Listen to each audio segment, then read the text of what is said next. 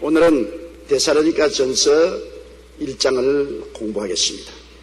데살로니가전서 1장 1절 다 같이 읽겠습니다. 바울과 실로아노와 디모데는 하나님 아버지와 주 예수 그리스도 안에 있는 데살로니가인의 교회에 편지하노니 은혜와 평강이 너희에게 있을지어다. 바울 선생은 실로아노, 즉 신라, 히브리어로는 신라고 헬라어로는 실로아노라고 발음을 했습니다만 신라입니다. 바울은 신라와 함께 안디옥 교회에서 사역을 했었습니다. 바울과 신라와 그 다음 디모데는 바울의 전도를 받고 구원을 받은 이방인 중에서 택함을 받은 귀한 종입니다. 그래서 세 사람이 동역자입니다. 바울과 실로아노와 디모데는 하나님 아버지와 주 예수 그리스도 안에 있는 데살로니가인의 교회에 편지하노니, 우리가 예수 그리스도를 믿으면 하나님 아버지와 예수 그리스도 안에 있게 되는 것입니다. 우리는 언제나 인간이기 때문에 이 물체적인 육체 속에 있으므로 시간과 공간의 제한을 받습니다. 저는 여의도 순복음교회에 서 있으면서 동시에 일본 동경 순복음교회 강단에 서 있을 수는 없습니다. 시간적인 제한, 공간적인 제한이 되기 때문에 인간은 시간과 공간의 제한을 벗을 수 없지만은 하나님은 영원하신 하나님이기 때문에 시간에 관계없습니다. 과거도 현재도 미래도 하나님은 항상 현재인 것입니다. 그렇기 때문에 우리 과거를 아실 뿐 아니라 우리 장차 미래에 일어날 일까지 다 소중하게 아는 것은 하나님은 영원하시기 때문에 시간의 장애를 받지 않습니다. 모든 것은 하나님은 현재의 손에 있는 것입니다. 그러므로 하나님은 시간의 방해를 받지 않은 영원하시고 또 하나님은 무한하십니다. 우리는 한계가 있잖아요. 지금 여의도 순복음교회라는 이 한계 건물 안에 있습니다만 하나님은 무한하십니다. 끝이 없어요. 하나님께서는 무한하십니다. 그렇기 때문에 영원하시고 무한하신 하나님은 모든 유한한 시간 속에 와 계시고 모든 유한한 공간 속에 와 계신 것입니다. 그러므로 우리 하나님께서는 지금 우리 가운데 와 계시고 거하시는 것입니다. 무한하신 하나님은 유한한 시간을 점령하고 계시고 영원하신 하나님은 유한한 시간을 점령하고 계신 것입니다. 그러므로 하나님을 생각할 때 언제나 우리처럼 생각하면 안 돼요. 하나님은 영원한 하나님, 무한한 하나님. 그러므로 시간과 공간은 하나님 안에 들어있는 것입니다. 예수 안 믿는 세계 모든 사람들도 다 하나님의 지배하에 있습니다. 왜? 인간은, 지구 전체는 유한하고 그리고 시간적입니다. 그런데 영원하신 하나님은 시간을 다 점령하고 있으며 무한한 하나님은 유한한 세계를 점령하고 있기 때문에 하나님은 모든 그 가운데 계시면서 모든 것을 초월해 계십니다. 그러나 믿는 자와 믿지 않은 자의 뭔 다르냐면 믿지 않은 자는 그 마음 속에, 영혼 속에 하나님을 영접하지 않습니다.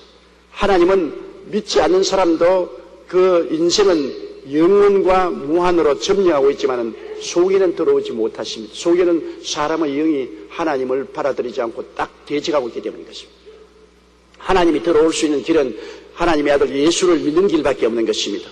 예수님이 하나님과 우리 사이에 막힌 죄악의 담을 흘러버렸기 때문에 예수님을 통해야만 하나님이 우리 영혼 속에 들어와서 우리 영혼도 하나님이 점령하시고 거하게 되는 것인데, 믿지 않은 사람은 몸은 다 하나님께 점령당하고 있으면서도 영혼 속에는 하나님을 못 들어오도록 딱 막고 있는 것입니다. 죄악이 마귀와 더불어 하나님을 쫓아내고 있는 것입니다. 하나님이 영원하시고 무한하시면서도 믿지 않는 사람의 마음 속에는 들어와 계시지 않습니다. 믿지 않은 사람의 육체는 하나님이 점령하고 있습니다만 마음 속에는 들어오지 않고 계신 것입니다. 그러므로 예수 그리스도만이 길이요 진리요 생명으로서 예수님의 십자가 대속의 은총을 우리가 받아들이면 예수님을 말미암아 하나님은 우리 영혼 속에 들어와서 계시게 되고 자연적으로 하나님이 우리 안에 들어와 계시면 우리는 또 하나님 안에 들어와 있게 되는 것입니다. 그래서 우리 예수 믿는 사람은 유한한 시간과 공간에 살 뿐 아니라 무한한 하나님의 품에 안겨서 영원과 무한 속에 살고 있는 것입니다. 그러므로 하나님 아버지와 예수 그리스도는 영원하시고 무한하신 하나님이 우리 영혼 속에 들어와서 우리는 이미 하나님 아버지와 아들 속에 거하고 아버지와 아들은 우리 안에 거하고 벌써 천당이 시작된 것입니다. 천국이 장차 올 것으로 생각만 하지 마십시오. 아버지와 아들이 계신 곳이 천국인 것입니다. 아버지와 아들이 벌써 우리 속에 들어와 있으므로 천국은 여기서부터 출발하는 것입니다. 여기에서 출발해서 우리가 저 하나님의 나라에 들어가서 완성이 되는 것입니다. 하나님은 우리를 떠나서 영원한 천국에 계실 뿐 아니라 하나님은 또한 우리 가운데 와서 우리와 함께 거하심으로 우리는 하나님을 떠나서 존재하지 않습니다. 지금 하나님은 우리와 함께 거하시고 우리 안에 거하시고 우리는 하나님 안에 거하게 되는 것입니다. 그러므로 바울과 실로아노와 디모데는 하나님 아버지와 주 예수 그리스도 안에 있는 데살로니가 교회에게 편지를 했습니다. 아버지와 예수 안에 있습니다. 따라 말씀하십시오. 나는 아버지와 예수님 안에 있다. 밖에 있지 않습니다. 안 믿는 사람은 밖에 있어요. 믿는 사람은 하나님 아버지와 예수님 안에 있는 것입니다. 이게 달라요. 안에 있는 사람은 아버지와 아들과 함께 교제하는 한 천국 가정을 이루고 있는 것입니다. 우리는 결코 고아가 되어 있지 않습니다. 버림받지 않았습니다. 하나님과 함께 있는 것입니다. 늘 여러분은 입으로 그것을 선언하십시오. 나는 하나님 아버지와 예수님과 성령님 내 안에서 함께 산다. 하나님의 가족이다. 하나님의 가족이다. 이 세상에서 사람이 외롭고 괴롭고 낭패와 실망을 당할 때 가장 큰 힘을 줄 수 있는 사람이 누군지 압니까? 가족입니다. 세상 사람이 아무리 와서 위로하고 격려해도 큰 도움이 되지는 않습니다. 그러나 내가 고통당하고 괴로움당하고 시련 겪을 때 내 가족이 위로하면 그 위로는 뼛속까지 들어오는 것입니다. 남편이 실직하고 어려움을 당할 때 부인이 격렬해진 나는 당신을 믿습니다. 당신이 제기할 수 있습니다. 당신을 사랑합니다. 필요하면 우리 다 나가서 함께 노동해도 먹고 살 수 있습니다. 남편이 굉장한 용기와 힘을 얻습니다. 아내가 낙심하고 좌절했을 때 남편이 격려해주는 말은 큰 힘이 되는 것입니다. 부모가 낙심했을 때 아들, 딸들이 와서 부모를 품고 부모에게 격려하고 용기를 해주고 부모를 신뢰해주면 굉장히 큰 힘이 되는 것입니다. 오늘날 세상은 가족이 와해된 시대인 게 사는 겁니다. 형식적인 의식적인 가정만 있고 남편은 남편대로 아내는 아내대로 자식은 자식대로 다 뿔뿔이 헤어졌습니다. 가정이 아니고 기숙사입니다. 기숙사에 남편 기숙사, 아내 기숙사, 아들, 딸 기숙사. 교통이 없고 교제가 없습니다. 그러므로 서로 다 마음이 황폐되어 있습니다. 대화를 나누어서 위로와 격려가 있어야 되는데 대화도 없고 위로와 격려도 없고 살벌한 분위기 가운데 돈, 경제, 성공, 쾌락 이런 것만 추구합니다. 그러므로 가정이 해체된 상태이기 때문에 사람들마다 마음이 황폐되어 있고 위로가 없습니다. 행복과 기쁨이 없습니다. 쉴 곳이 없어요. 하루 종일 돌아다니도 마음의 안식처가 없습니다. 사람은 가정이 마음의 안식처인데 하루 종일 돌아다니도 마음의 안식처가 없어요. 집에 들어가도 아무도 없죠. 아내는 아내대로 바쁘고 남편은 남편대로 바쁘고 더구나 60만 넘으면 아내가 남편에게 곰국 끓여서 냉장고에 넣어놨으니까 끓여 먹고 깨워라. 그리고 친구들하고 떠나면 언제 돌아올지 몰라요.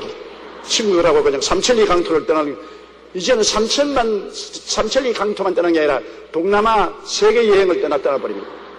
밤낮 공국만 끓여 먹다가 나중에 절망하고 마는 것이죠. 서로의 다정한 교통이 없는 것입니다. 이러한 살벌한 시대에 우리 마음의 가정은 예수 그리스도 안에서 가질 수가 있는 것입니다. 온 세상 다 날 버려도 주 예수 안 버려. 내 가족이 나를 인정하지 않고 무시합니다. 남편에게 소외당하고 아내에게 버림당하고 자식들에게 멸시당한다고 하더라도 안 버리는 영원한 마음의 가정이 있습니다. 거기에는 내 아버지가 계시고 나의 구주 예수님이 계시고 나의 위로자 성령이 계시는 마음의 가정이 있기 때문에 우리는 세상의 가정의 위로를 받지 못하더라도 마음의 가정의 위로를 받기 때문에 이 위로로서 능히 이 인생을 극복하고 일어날 수가 있는 것입니다.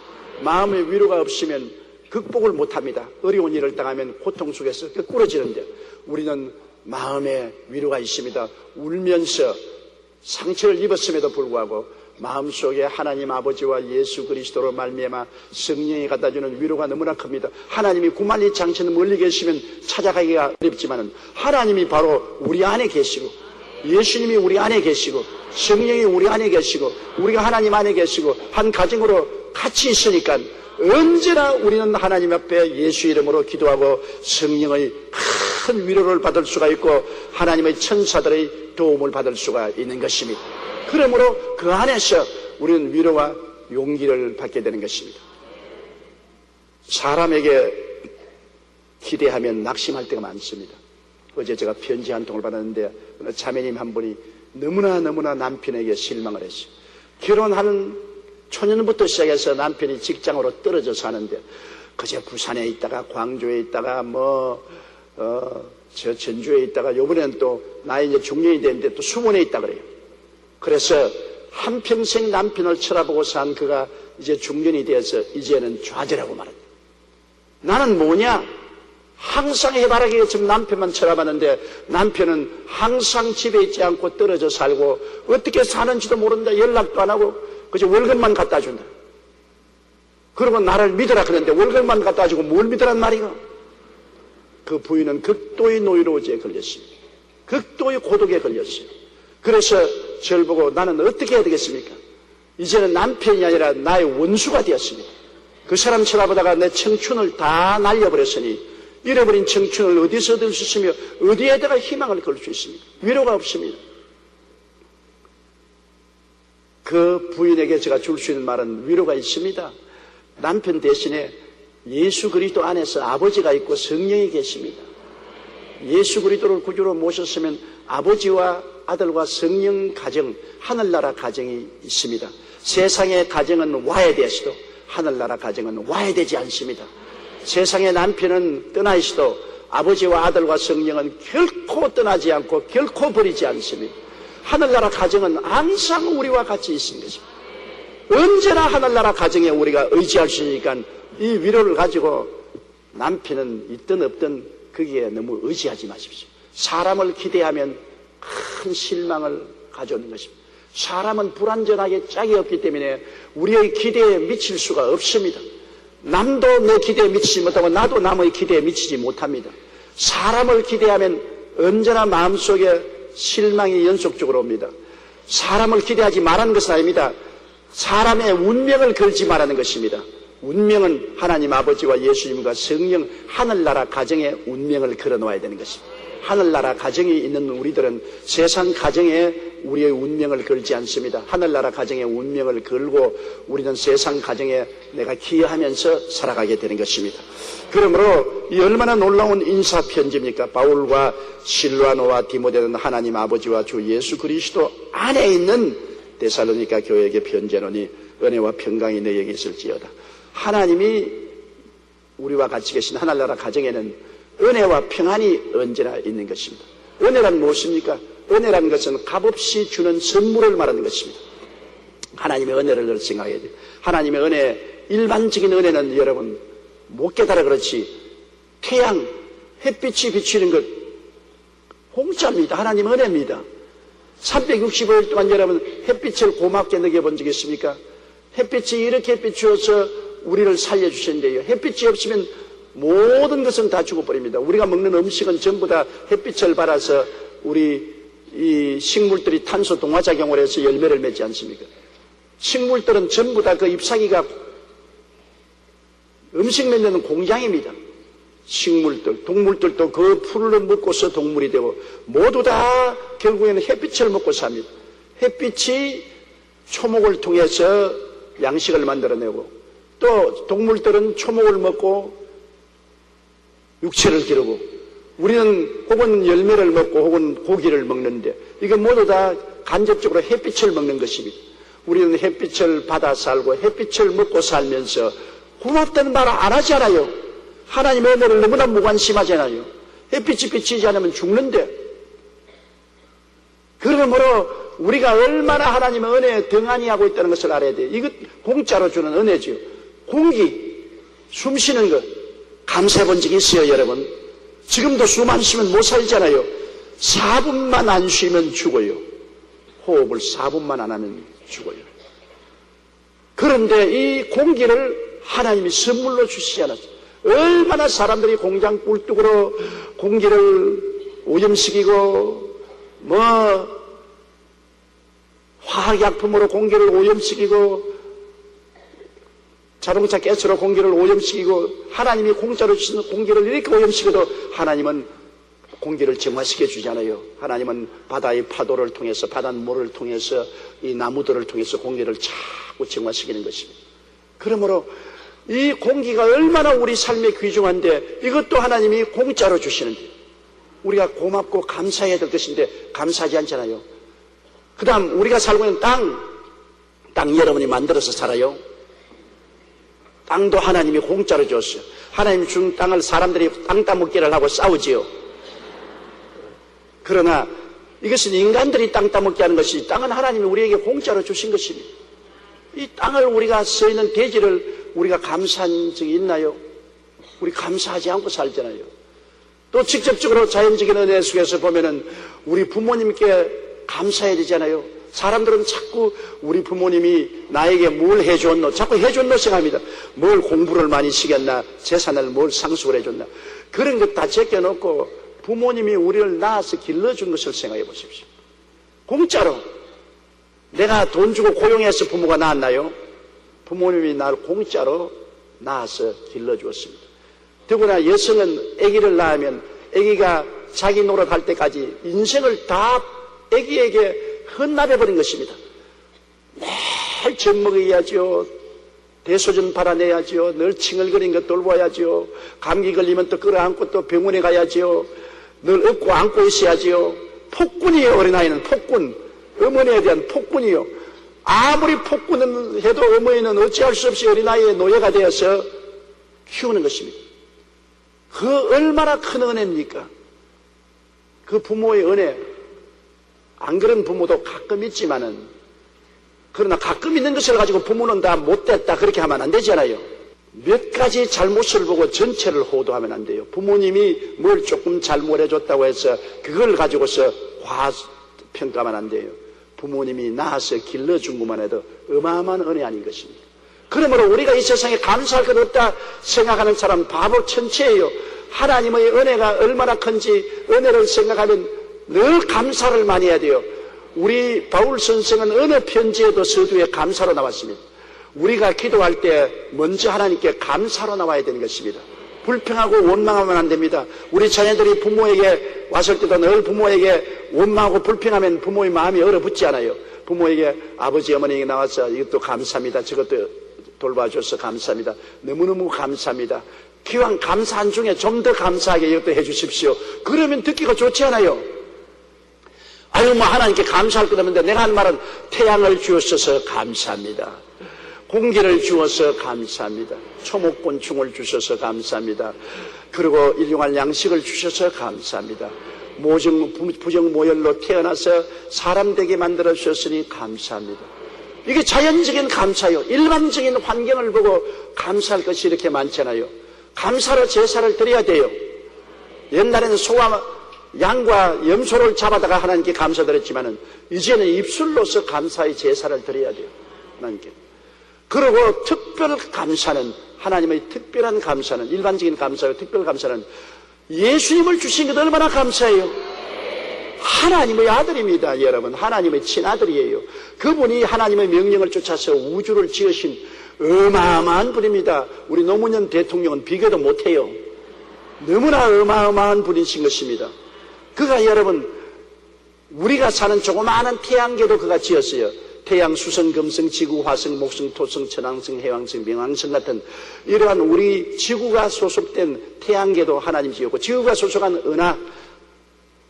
은하성자 우리 여름에 보면 은하수 보이잖아요. 그게 우리가 소속한 은하계입니다. 이 은하성자만 해도 별이 1000억 개나 돼요. 그 1000억 개를 주님이 직접 만드셨습니다. 그런 은하계가 여러분 이 우주에는 1000억 개가 더 있어요. 그러니 우주가 얼마나 크고 광대합니까? 그거 다 주님이 만드셨어요. 그거 다 질서정연하게 서로 안 부딪히고 운행되는 것 주님이 하셨어요. 그 주님이 사람으로 오셨다고요. 하나님이 세상을 이처럼 사랑하사 우리를 너무나 사랑해서 구원하려고 이 창조주 예수님을 그 비좁은 어머니 뱃속에 집어넣어 가지고서 그 속에서 사람의 대표가 되기 위해서는 사람으로 태어나야 되니까 인류 공동체의 머리가 되어서 인류를 대신해서 책임지기 위해서는 사람으로 태어나게 되기 때문에 마리아의 좁은 뱃속에서 잉태되시고 그 하나님이 연약한 여인의 품에 안겨서 젖꼭지 물고서 자라났다.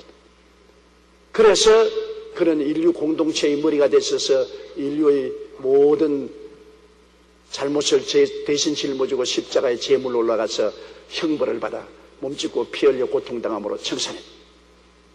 하나님이 사람이 되어 오신 것도 엄청난 일인데 십자가에 극형을 당했다. 사람이 그냥 칼에 찔려 죽고 총에 탁 맞아 죽으면 조금 고통하다가 말아요.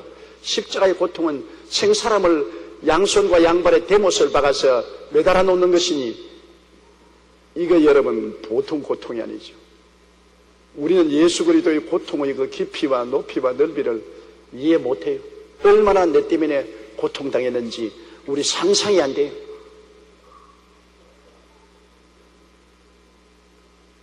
주님이 당한 고통을 우리가 조금이라도 알면 우리는 너무나 감격하고 감사할 것입니다.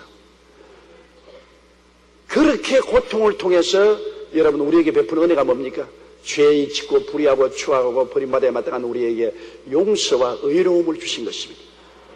누더기 죄악의 옷을 입고 하나님 앞에 설 수 없는 우리를 십자가 밑에서 누더기 다 벗겨버리고 예수님의 피로 씻어서 의롭게 주님이 만드신 의로운 옷으로 바꾸어 입힌 것입니다.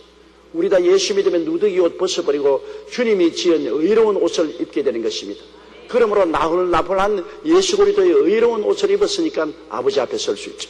누더기 옷 입고는 못 서지요. 전부 영적으로 누더기들을 벗겨서 예수 그리스도의 의로운 옷으로 바꾸어 입어주었으니 이 은혜가 아니고 뭡니까? 누더기 옷을 좋은 옷으로 우리가 만들어서 입은 건 아니지 않습니까? 예수님의 십자가 고통으로 짜서 입힌 의로운 옷을 값없이 여러분 받아서 입었습니다. 여러분이 나중에 다 천당 갈 때 보세요. 여러분이 흰 영광의 옷을 입고 있는 것을 보게 될 것입니다. 예수님이 십자가에서 입혀주신 옷인 것입니다. 공짜로요. 공짜로. 그리고 예수 그리스도를 통해서 세상과 마귀 다 떨어져 나가고 우리를 거룩하고 성령 충만하게 만들었습니다. 성령이 어떻게 우리 집에 옵니까? 여러분 우리 세상으로 말하면 우리 인생이 판잣집보다도 더 못하고 빈대벼룩이 와글와글 한 것에 여러분 그런 판잣집에다가 대통령을 모신다고 생각하십시오. 빈대벼룩이 와글와글하고 아주 더럽고 추잡한 판잣집에 대통령을 모실 수가 있겠습니까? 못 모시지요. 세상 대통령도 그런 데는 못 모십니다. 그런데 빈대벼룩이 와글거리고 추하고 누추한 곳에 하나님의 아들이 우리에게 오셨어요. 오셔서 우리 대신해서 빈대벼룩 다 잡고 주님 청산해 주시고 주의 보혈로 깨끗하게 했기 때문에 성령이 들어오시게 된 것입니다. 성령이 보통 때 들어오나요? 거룩한 영이 보통 때는 아무도 들어오지 못합니다. 구약 시대에는 여러분 특별히 하나님의 선택한 사람 외에는 성령이 임하시지 않았었습니다. 그런데 오늘날은 예수만 믿으면 보혈로 말미암아 성령이 오셔서 성령이 우리를 인도하여 주시는 것입니다. 우리가 하나님을 사랑하고 성령의 인도를 받기를 원하면 성령은 매일매일 같이 우리를 인도합니다. 요 사이는 한국에 아직 많이 유행 안 됐지만 미국이나 일본은 많이 유행되어 있고 우리 한국에도 이제 유행이 됐죠. 자동차 차면 내비게이터 합니까? 자가용 차에 타면 서울 지도가 나와가지고 타면 앞으로 500m에 가서 오른쪽으로 돌아갔어요. 그 다음에는 200m 가고 왼쪽으로 돌아갔어요. 우리 목표를 내비게이터에 컴퓨터로 넣어놓으면 가는 곳마다 지도에 화살표가 나와서 500m는 왼쪽으로 갔어요. 200m는 오른쪽으로 갔어요. 앞으로 직진하세요. 꼭 내비게이터가 인도를 합니다. 그런데 우리가 내비게이터 인도를 안 따르고 지 마음대로 가면 이제부터 안내를 중지합니다. 그렇게 말합니다. 내비게이터가 화를 내가지고서 내비게이터가 시키는 대로 가면은 오른쪽으로 갔어요. 왼쪽으로 갔어요. 말하는데 사람들이 내 병에 있다 시킨다는 거 다른 데로 돌아가 보세요. 꼭 내 병에 있다 그렇게 말합니다. 이제부터 안내를 중지합니다. 우리가 하나님의 성령의 인도를 받으면 성령께서 늘 인도하는데 내 중심으로 내 고집대로 가면은 성령이 이제부터 안내를 중지한다. 이제는 하나님 성령 없이 내 마음대로 가다가 그냥 깊은 수렁에 빠지게 되는 것입니다. 하나님의 성령은 우리 속에 오셔서 우리에게 언제나 인도하시고 우리를 보호해 주시는 역할을 하는 것입니다. 그러므로 고아가 안 되죠. 성령은 우리에게 와서 인도하시고 보호하시는 영으로 역사하는 것입니다. 이것도 공짜로 성령이 와 계세요. 우리를 고아와 같이 버려주지 않고 영원토록 우리와 같이 계신 것. 이 선물을 공짜로 주시니 성령은 은혜의 영입니다. 따라 말씀, 은혜의 영이 제게 있습니다. 예수님을 믿을 때 하나님이 공짜로 성령을 보내주신 것입니다. 그 다음에 여러분 병 고침 보십시오. 예수님이 우리 연약한 것을 친히 담당하시고 병을 짊어지셔도 예수님이 우리 병 대신 십자가에 걸머지심으로 병의 문제는 2000년 전에 해결되어 버린 문제입니다. 병은 2000년 전에 이미 주님께서 청산해버린 것이요. 이미 문제 해결되어서 종결 처분당한 것입니다. 지금 병은 이거는 가짜입니다. 이거는 거짓되고 헛된 것입니다. 이미 주님 앞에서 종결 처분당했기 때문에 예수 그리스도의 품 안에 있는 사람은 병하고 상관이 없습니다. 예수님 밖에 있으면 뭐 병도 들고 고통도 당하죠. 예수 그리스도를 구주로 모시고 주님 섬기는 사람에게는 주님이 2000년 전에 다 종결 처분해버리고 다 청산해버리고 해결해버린 것입니다. 해결되어버린 것이기 때문에 해결되어버린 것이 내게 자꾸 고지서가 날라오고 마귀가 와서 자꾸 덮어 씌우려면 우리가 가만히 둘 수 있으면 고지서부터 찢어버리고 나사렛 예수 이름으로 명하는 원수 마귀야 물러가라. 병아 물러가라. 예적을 하면 예수 이름 앞에서 한 길로 왔다 7길로 도망을 치는 것입니다. 병을 보고 가만히 내버려두면 안 돼요. 불법 주차를 하면 나가서 차 옮기라고 고함을 쳐야 돼요. 병은 불법 주차요. 이미 여러분에게 와서 요구할 권한이 없어요. 주님의 은혜로 값없이 공짜로 주님이 병을 다 대신 앓으시고 청산해버렸어요. 제가 채찍에 맞음으로 너희가 나음을 입었도다. 그러므로 병에 대해서는 우리가 당연히 고침받아야 될 권리가 있기 때문에 병은 예수 이름으로 대적해야 되는 것입니다. 치료는 하나님이 은혜로 주신 것입니다. 축복도 그래요. 우리는 아담과 하와의 후손으로서 저주를 상속받았는데 가시와 은극히가 나고 저주를 상속으로 받았는데 예수님이 십자가에서 저주를 다 속량했습니다.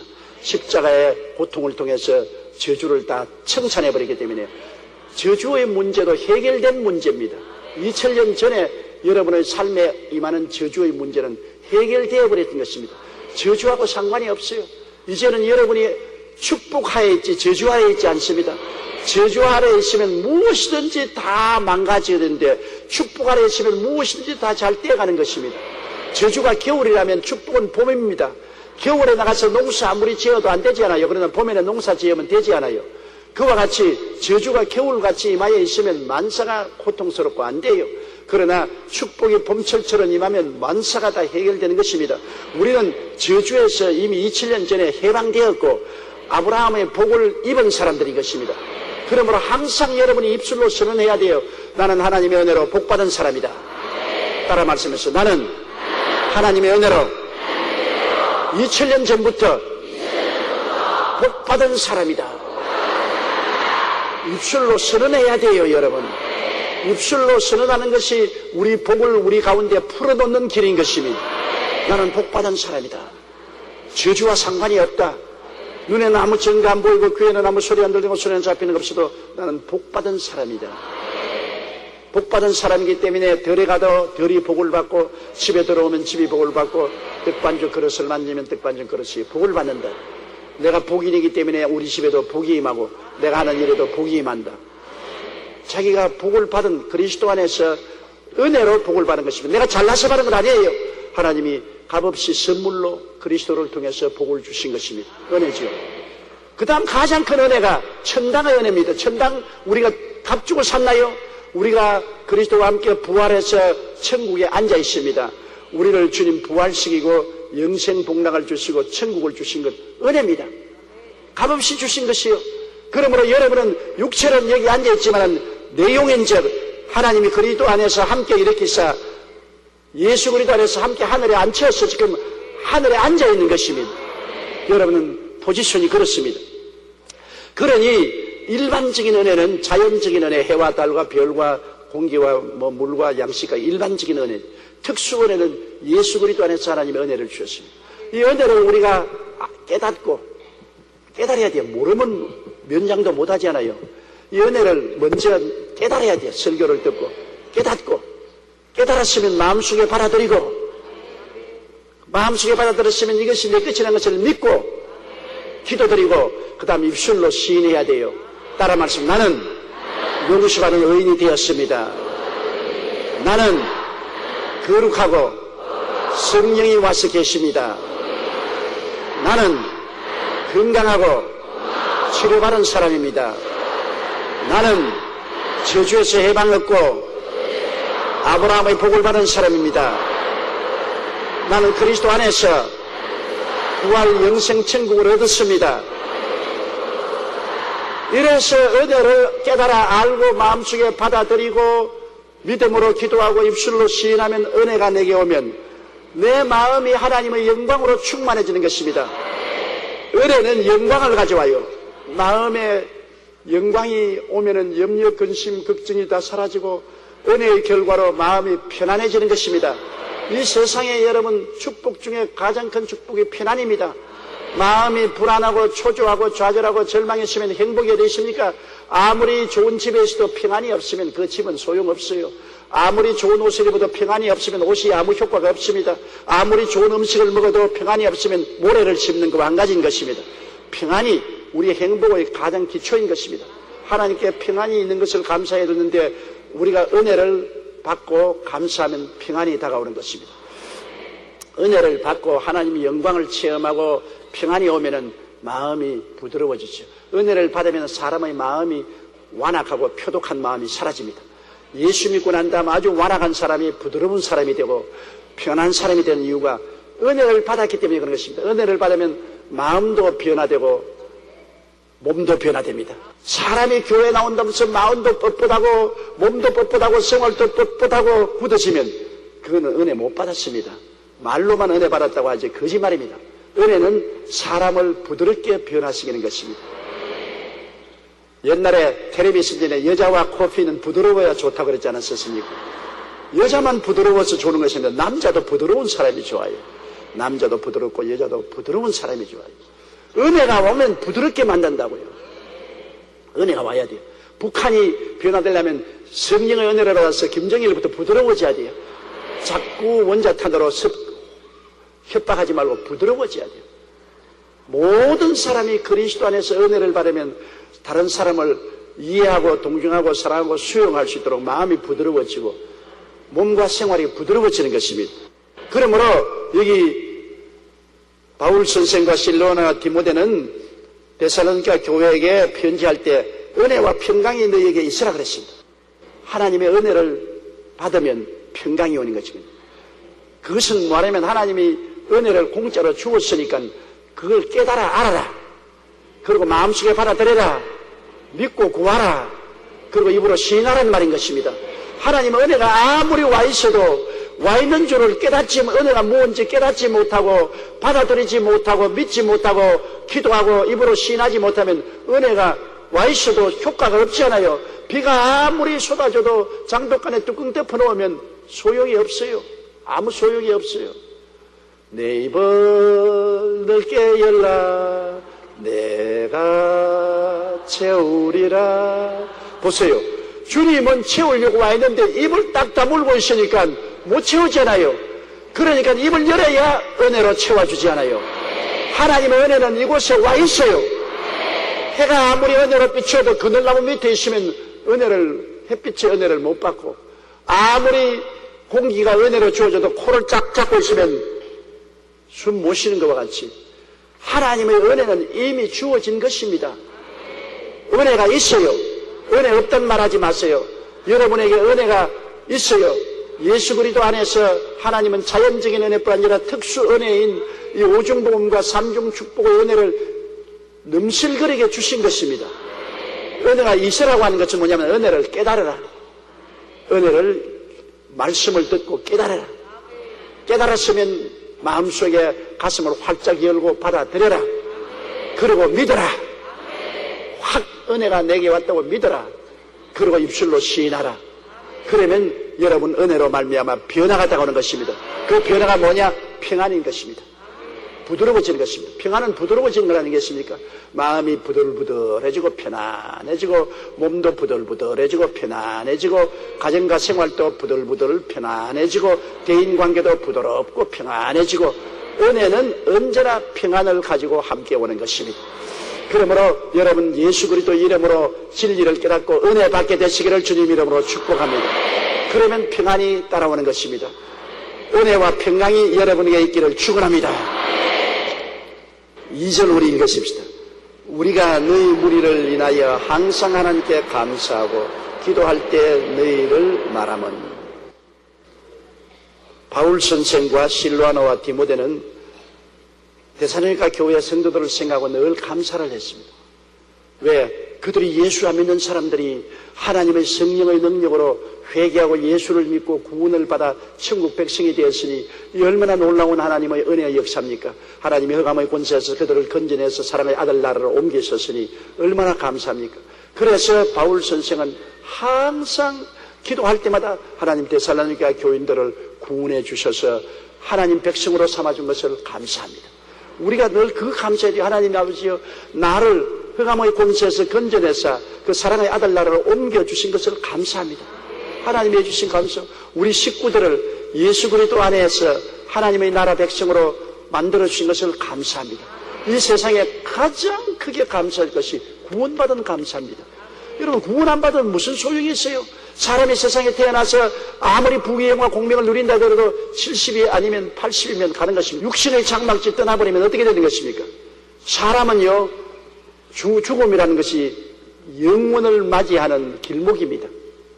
이 세상에는 유한한 시간을 70, 80년 살다가 죽음이 다가오면 죽음이라는 것은 영원을 건너뛰어가는 그 순간인데, 영원을 뛰어넘어가면 우리 육체의 몸을 탁 벗어나서 나면 어떻게 되냐? 우리가 육체 속에 있을 때 만들어진 그 모습대로 끌려가는 것입니다. 이 세상에 하나님은 없지 않았었어요. 세상에 살 동안 예수 안 믿었으면 하늘나라가 없고 세상만 딱 들어찬 사람은 육체 밖에 나갈 때도 하늘나라는 없어요. 탐욕만 꽉 있죠. 탐욕이 뭉쳐진 세계로 끌려가는 것입니다. 뭐 하나님이 지옥으로 보내가는 거 아닙니다. 하늘나라가 가슴속에 없었으니까, 세상만 꽉 들어찼으니까 세상에 가는 길은 지옥 아닙니까? 지옥은 어떤 것입니까? 세상에 있는 것 다 그곳에 있어요. 염려, 근심, 불안, 초조, 절망, 고통, 괴로움, 미움, 시기, 분노, 질투 다 있어요. 그 어마어마하고 고통스러운 곳으로 그대로 끌려가요. 그 영원한 그 세계로 끌려가요. 그러나 속에 하늘나라가 있던 사람은 육신을 딱 벗어버리면 자기가 가지고 있던 그 하늘나라 있는 그 본부로, 천국으로 그대로 끌려가요. 천사들이 와서 데리고 가요. 우리는 지금 여러분 예비 인생을 사는 것입니다. 우리 육체 속에 장차 영원히 살아갈 사람이 형성되어 가고 있는 것입니다. 내가 영원히 지옥으로 가서 살 것이냐, 영원히 천당에 가서 살 것이냐, 장차 우리의 모든 삶을 지금 예비하고 있는 것입니다. 그러므로 이 땅에서 우리가 얼마나 은혜를 받고 변화를 받아야 된다는 필요를 느끼죠. 그러므로 구원받은 것 감사해야 돼요. 이 세상에 구원 못 받으면 원천하를 다 얻고도 아무 소용없어요. 세상의 행복과 기쁨이란 찰나입니다. 찰싹 지나가 버리면 많은 것입니다. 그러나 천국은 영원한 곳이 아닙니까? 이러기 때문에 바울 선생은 데살로니가 교인들이 구원받은 것을 너무나 감사해요. 멸망받을 사람들 중에 그래도 얼마간 예수를 믿고 구원받은 것을 너무나 감사하고, 그리고 데살로니가 교인들을 위해서 늘 기도했어요. 기도는 왜 좋으냐? 기도를 통해서 하나님의 손이 움직이기 때문인 것입니다. 하늘이 구름으로 쫙 가리웠을 때 그 중에 구름 사이에 틈이 생기면 여러분 햇빛이 쫙 내려비치는 게 눈에 보이지 않아요? 그렇지요? 맑은 날은 그게 안 보이지만 구름으로 가리웠을 때는 하늘에 구멍이 뚫어지면 햇빛이 그리 빛이 내려오는 것이 눈에 보이지 않아요? 봤죠? 기도는 그것입니다. 마귀가 하늘을 구름처럼 덮어 있어요. 공중에 번식하는 마귀가 하나님과 우리 교제를 막으려고 구름처럼 덮어 있는데, 기도는 그의 구멍을 뚫는 것입니다.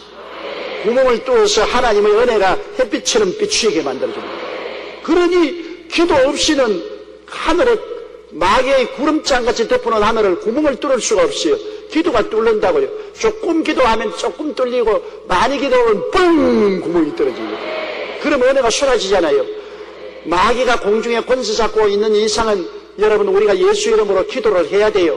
그러므로 데살로니가 교인들을 위해서 바울이 늘 기도하는 것은 데살로니가 교회 위에 하늘의 구멍이 뚫어져서 항상 은혜가 쏟아지게 하기 위해서 감사할 거 아니라 늘 기도를 한다.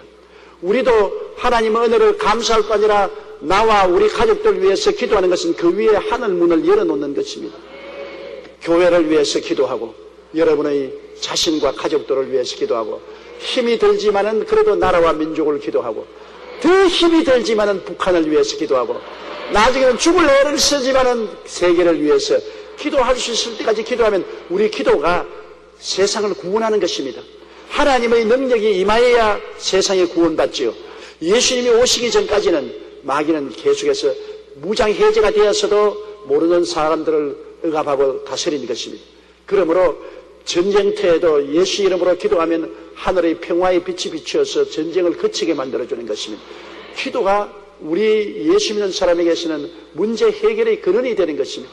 하나님 없이 어찌 문제가 해결됩니까? 하나님은 기도를 통해서 나타나시는 것이지 기도하지 않으면 마귀가 하나님과 우리 사이를 막아버립니다. 다니엘이 20하루 동안 기도했는데 천사가 내려와서 하는 말이 네가 기도하는 첫날의 기도가 하늘에 상달되어서 응답을 내가 가지고 내려왔으나 공중에 권세한 바사국군 바사를 다스리는 마귀가 나와 대치하고 있어서 20날 동안 난 대치하고 못 내려오다가 군장 미카엘이 와서 도와줌으로 내가 뚫고 내려왔다 그랬지. 다니엘이 계속 기도하니까 결국은 뚫렸습니다. 여러분 밑에서 뚫고 위에서는 천사들이 그 뚫린 구멍으로 하나님의 응답을 가지고 오시는 것입니다. 그렇기 때문에 바울 선생은 데살로니가 교인을 위해서 항상 감사하고 항상 기도하기를 쉬지 않은 것입니다. 기도는 값지고 기도는 효과가 있습니다. 11절부터는 말씀으로 은혜를 나누겠습니다. 다 같이 읽겠습니다. 또 그 안에서 너희가 손으로 하지 아니한 할례를 받았으니 곧 육적 몸을 빚는 것이요 그리스도의 할례니라. 유대민족에게는 할례가 선민의 표시입니다. 하나님께서 아브라함이 하나님을 믿음에 그 믿음을 의로 여기시다 하시고 그 다음에는 하나님과의 언약의 표시로서 할례를 받으라고 했습니다. 할례는 남자아이들이 태어나서 8해 만에 양피 가죽을 베는 것을 말하는 것입니다. 이 할례를 통해서 하나님과 특별히 언약 맺은 백성이라는 증거를 삼으신 것입니다. 그래서 이 할례의 언약은 이스라엘의 역사 속에 계속됩니다. 이스라엘 백성들은 이 할례를 받으면 하나님의 선민이 되고 하나님의 특별한 언약을 받은 백성이 된다고 확실히 믿었습니다. 그러나 그런 형식적인 행위에 신뢰를 두고 마음으로는 하나님의 율법을 지키지 아니하고 우상을 섬기고 세상을 따라 살아감으로 말미암아 나중에 할례가 인정을 받지 않는 그러한 상황이 되고 말은 것입니다. 주님이 오셔서 우리를 구원하기 위해 십자가에 돌아가시다 부활하시고 난 다음에 우리 이방인들에게는 이 할례는 아무 의미가 없습니다. 우리의 언약은 예수 그리스도를 믿음으로 말미암아 성령으로 인치심을 받는 것이 우리 언약이죠.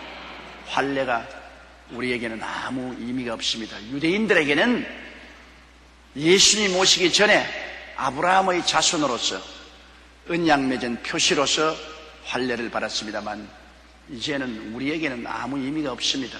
할례는 유대인들만 받는 것이 아닙니다. 이슬람 교도들도 할례를 행하고 있는 것입니다. 육체에 칼로서 벤 표적을 가진다고 해서 그것이 우리의 영혼 속에 무슨 변화를 가져오겠습니까? 사람은 그 영원한 영혼이 육체 속에 살고 있는 것인데 내적으로 영혼이 변화를 받아야지 육신을 벤다고 해서 그것이 무슨 소용이 있겠습니까? 그래서 이 성경은 말하기를 예수님 안에서 너희가 손으로 하지 아니한 할례를 받았다. 곧 육신의 몸을 벗는 것이 아니요 그리스도의 할례라. 육신의 칼자국을 남겨놓은 그러한 언약이 아니라 예수 그리스도 안에서 온 인생이 달라지는 것을 말하는 것입니다. 양피 가죽 하나 비는 것이 아니라 온 육신의 정욕, 안목의 정욕, 일생 자랑으로 부패한 옛사람을 벗어버리는 것이 우리 예수 믿는 사람의 진짜 할례인 것입니다. 우리 예수 믿는 사람의 할례란 성령으로 말미암아 옛사람을 벗어버리고 새 사람으로 완전히 거듭나는 것이 진실한 할례라고 성경은 말하고 있는 것입니다. 그런데 초대교회 때는 이 할례 문제로 굉장히 고통이 많았습니다. 유대민족들이 예수 그리스도의 복음을 듣고 구원을 받고 난 다음에도 할례를 받아야 구원을 받는다, 그렇게 주장을 했습니다. 그래서 바울 선생하고 유대인들 사이에 굉장한 논란이 있었습니다. 바울 선생은 오직 믿음으로 말미암아 예수 그리스도의 은혜로 구원을 받는다고 했고, 유대인들은 그렇지 않다, 믿음으로 구원을 받아도 할례를 반드시 받아야 된다. 그래서 이것 때문에 예루살렘 공회를 열어서 예루살렘 공회에서 결정을 내린 것입니다. 예수를 믿음으로 말미암아 용서와 의와 영광을 얻는 것이지 할례를 통해서 구원받는 것은 아니, 할례나 무할례가 아무 상관이 없다는 결정을 내린 것입니다. 실제로 할례를 받든지 할례를 안 받든지 그것이 문제가 아닌 것입니다. 예수를 믿느냐 안 믿느냐가 문제인 것입니다. 예수님께서 십자가에서 몸짓고 피 흘려 우리의 일생의 죄를 청산해 주셨는데, 예수님이 다 이루어 놓은 그 일에 무슨 할례가 보탬이 되고 손해가 나는 것 아무것도 없습니다. 할례 받았다고 이익이 되는 것도 없고 안 받았다고 손해나는 것도 없은 것입니다. 이런 것은 아무 의미가 없습니다. 예수 그리스도가 오셔서 우리 위해서 십자가에서 대속물이 된 이유는 유대인의 모든 의식과 형식은 다 지나가 버리고 말은 것입니다. 다 끝나버린 것입니다. 예수님 안에서 다 이루어지고 폐지돼 버리고, 우리는 오직 그리스도를 믿음으로 말미암아 성령의 인치심을 받아서 구원을 얻는 것입니다. 12절요. 너희가 세례로 그리스도와 함께 장사한 바 되고 또 죽은 자들 가운데서 그를 일으키신 하나님의 역사를 믿음으로 말미암아 그 안에서 함께 일으키심을 받았느니라. 우리가 세례받지 않아요. 세례받는 것도 세례 그 자체에 구원이 있는 것은 아닙니다. 세례는 우리 속에 일어난 영적인 큰 변화를 육신적으로 보여주는 것입니다. 세례받지 않으면 구원 못 받는다, 그것은 얼토당토 않습니다. 구원은 예수를 믿음으로 말미암아 구원받죠.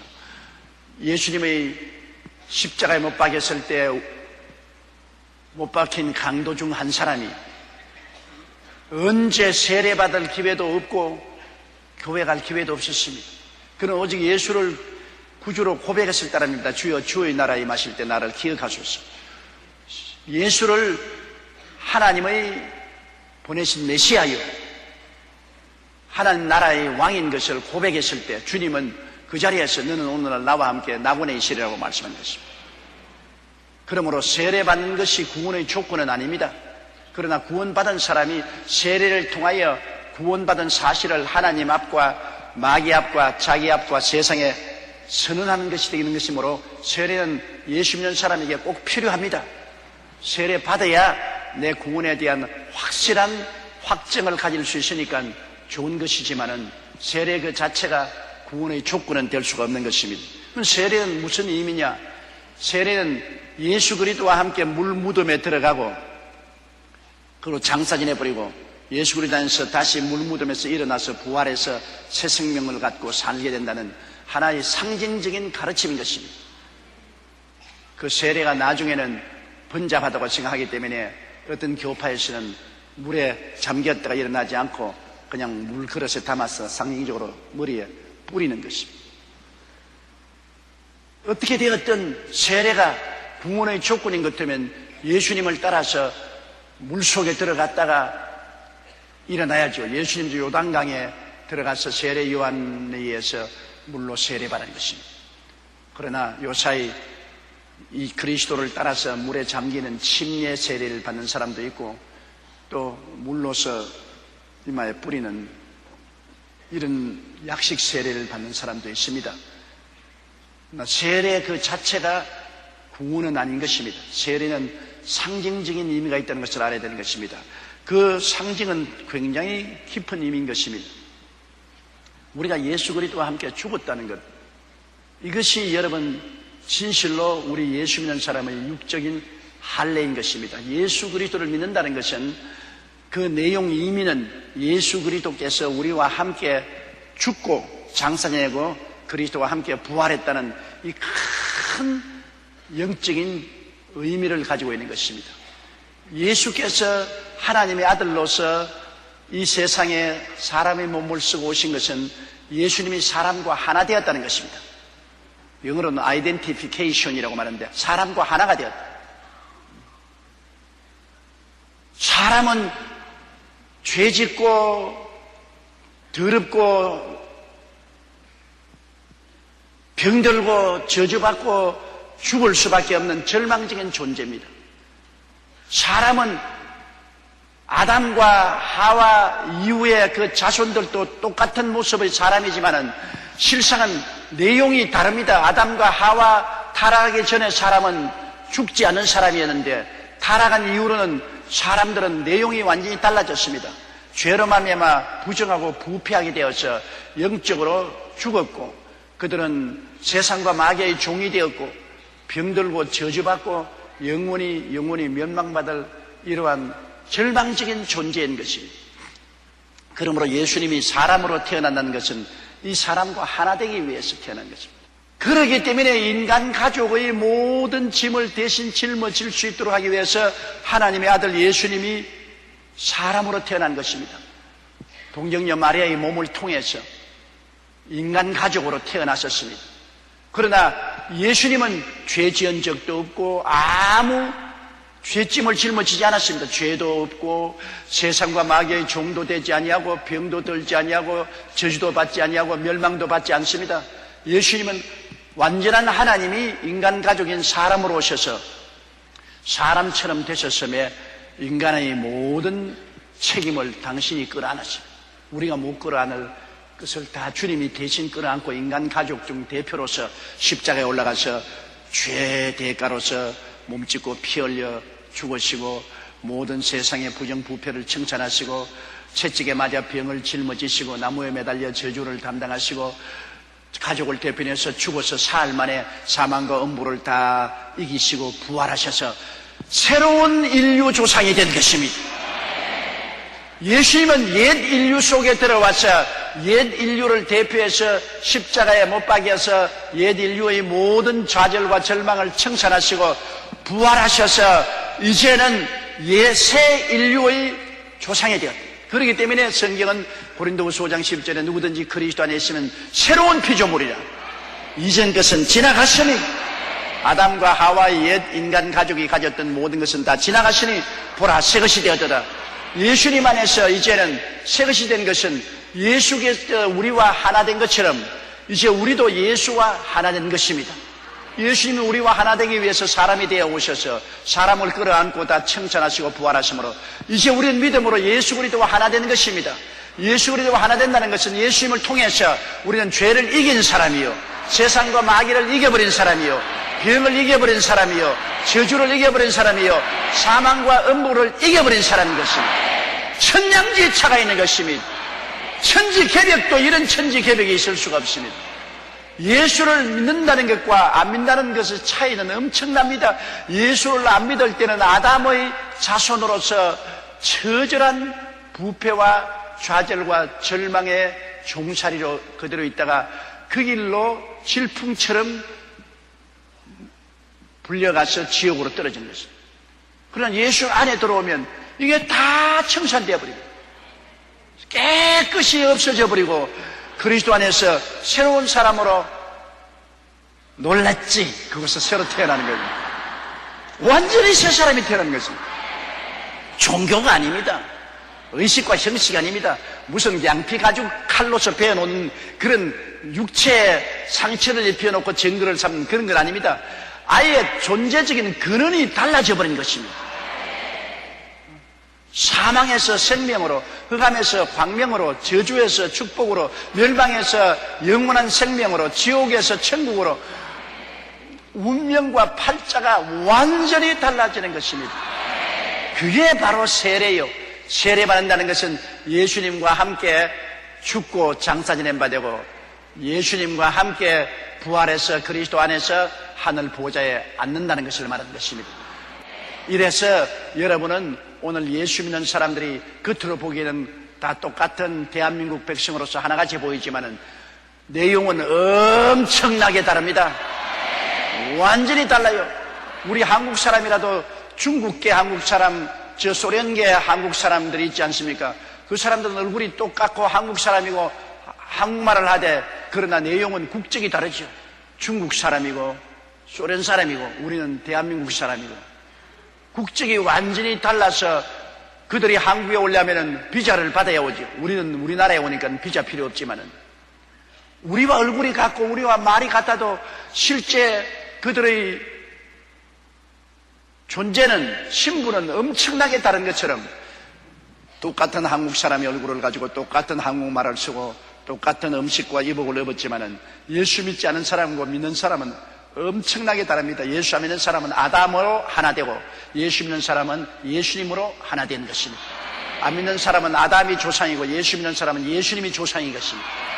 아담으로 하나 되었다가 우리는 예수 믿고 난 다음 죽고 장사 지내고 부활해서 예수 그리스도와 하나 되어 예수 사람이 된 것입니다.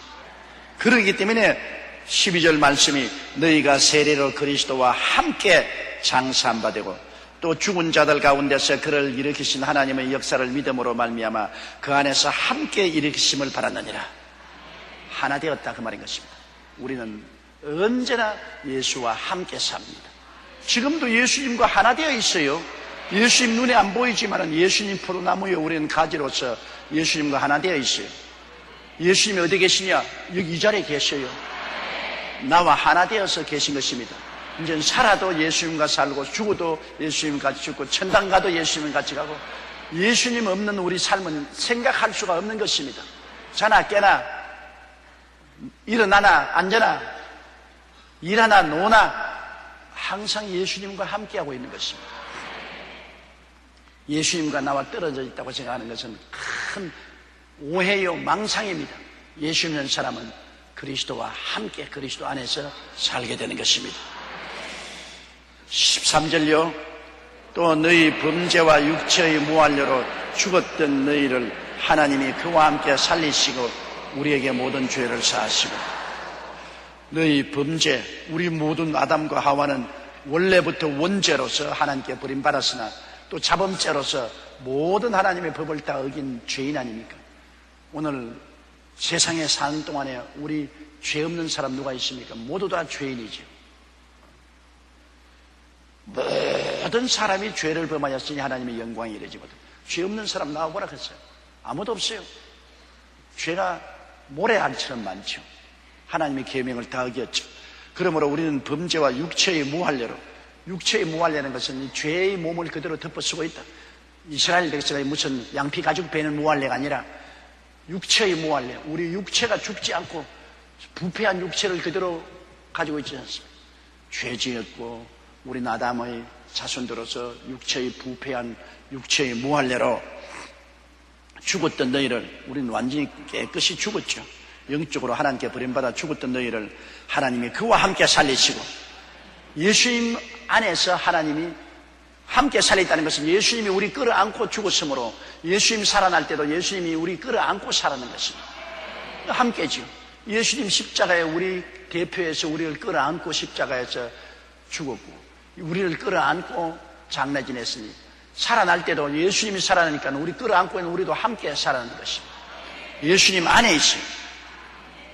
우리는 하나님께 부름할 때 예수님 안에 있고 예수님은 하나님께로 보냄받아 우리는 예수님 안에 들어왔습니다. 그러므로 예수님 십자가에 못 박히면 우리도 함께 못 박히고 예수님 무덤에 들어가면 함께 들어가고 부활하시면 함께 부활하시고 보좌에 앉으시면 우리도 예수 안에 있으니 함께 보좌에 앉으시고, 그러니 우리는 뭐 예수님 은총으로 사는 것이지 예수님 밖에 있을까지는 절대로 사는 법이 없습니다. 그러므로 너희 범죄와 육체의 무할례로 죽었던 너희를 하나님이 그와 함께 살리시고 우리에게 모든 죄를 사하시고 예수님 안에 있으니까 예수님 피공로로 죄를 다 용서하신 거죠. 우리 선한 행위로 용서받은 것이 아니고 예수님이 피공로로 주님께서 다 죄를 청산해 버리시고 14절요. 우리를 거스리고 우리를 대적하는 의문에 선 정서를 도말하시고 제하여 버리사 십자가에 못 박으시고 우리를 거스리고 우리를 대적하는 의문에 선 정서란 것은 여러분 빚 빌릴 때 어떻게 합니까? 집을 저당 잡히지 않아요. 은행에 저당 잡히면 집을 저당 잡히는 문서에 여러분이 서명을 해 놓습니다. 그러면 내내 그 의문의 정서에 여러분은 포로된 거예요. 그 빚을 못 갚은 이상은 은행이 언제나 공매처분에 처할 수가 있는 것입니다. 그러니 그 문서가 원수라. 그 문서만 보면 간이 철렁 내려앉아요. 서랍에 있는 그 문서만 보면 아이고 우리 집 언제 전당 잡혀 날아갈지. 은행에서는 독촉장 자꾸 날아오지요. 돈은 못 갚지요. 이제 언제 공매처분 당할지 모르죠. 문서가 원수라. 어찌할 도리가 없죠. 이미 나는 그 문서에 서명되어 있으니까 꼼짝을 못 하잖아요. 그러므로 그 문서가 여러분 우리를 거스리고 우리를 대적하는 이문에 쓴 정서인 것입니다. 바로 하나님의 율법과 계명의 그 문서입니다. 하나님께서는 이 율법과 계명을 지켜야 너희들은 산다. 하나님이 정해놓은 것입니다. 율법과 계명을 지켜야 산다. 그게 우리 인생은 태어날 때부터 하나님의 법 안에서 태어나기 때문에 그렇게 해야 돼요.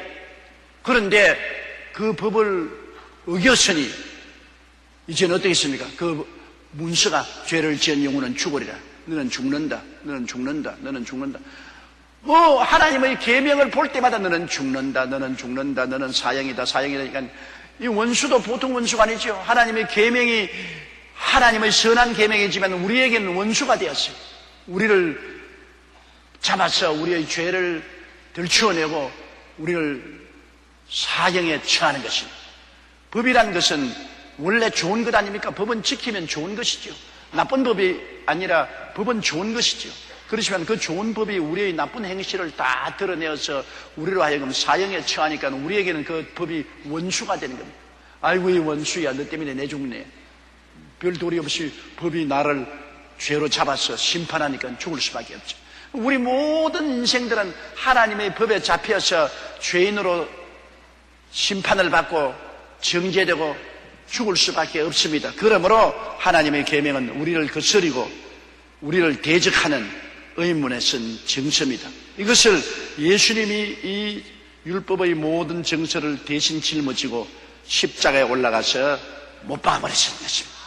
하나님의 율법과 계명을 다 그 빚을 주님이 끌어안고 우리를 대신해서 십자가에 몸짓고 피 흘려 죽으심으로 모든 빚을 청산해버린 것입니다. 하나님의 율법과 계명이 요구하는 그 모든 벌을 예수님이 영원히 갚았습니다.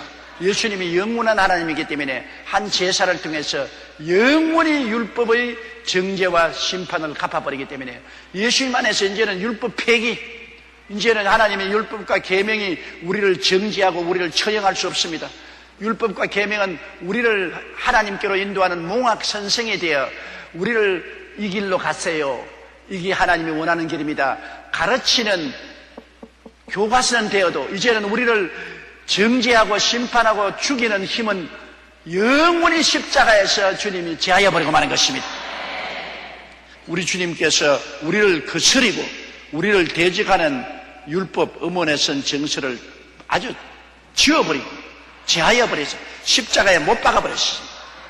그러니 이제는 율법의 위협은 없어요. 율법은 우리에게 거울이 됩니다. 이제는 율법은 우리에게 잘못된 행위가 있으면 잘못했어요, 더러워요, 고쳐야 하나님께 꾸중 듣지 않아요, 고치세요. 그렇게 우리를 도와주는 거울이지요. 우리를 심판하거나 정죄하거나 죽일 힘은 없애버리고 마는 것입니다. 율법의 역할이 달라졌죠. 옛날엔 심판하고 정죄하고 죽이는 역할인데 이제는 우리에게 우리 잘못을 지적하고 깨닫게 하고 가르쳐서 하나님 앞에 올바르게 서게 하는 가이드북이 되는 것입니다. 얼마나 감사한 일인지 모릅니다. 그 다음 15절요. 정사와 권세를 벗어버려 밝게 드러내시고 십자가로 승리하시느니라. 정사와 권세는 뭐냐면 마귀의 정사와 권세를 말합니다. 마귀의 정부, 마귀는 마귀 정부의 왕이 아닙니까? 권세는 마귀의 군대를 말하는 것입니다. 마귀의 경찰, 마귀의 군대.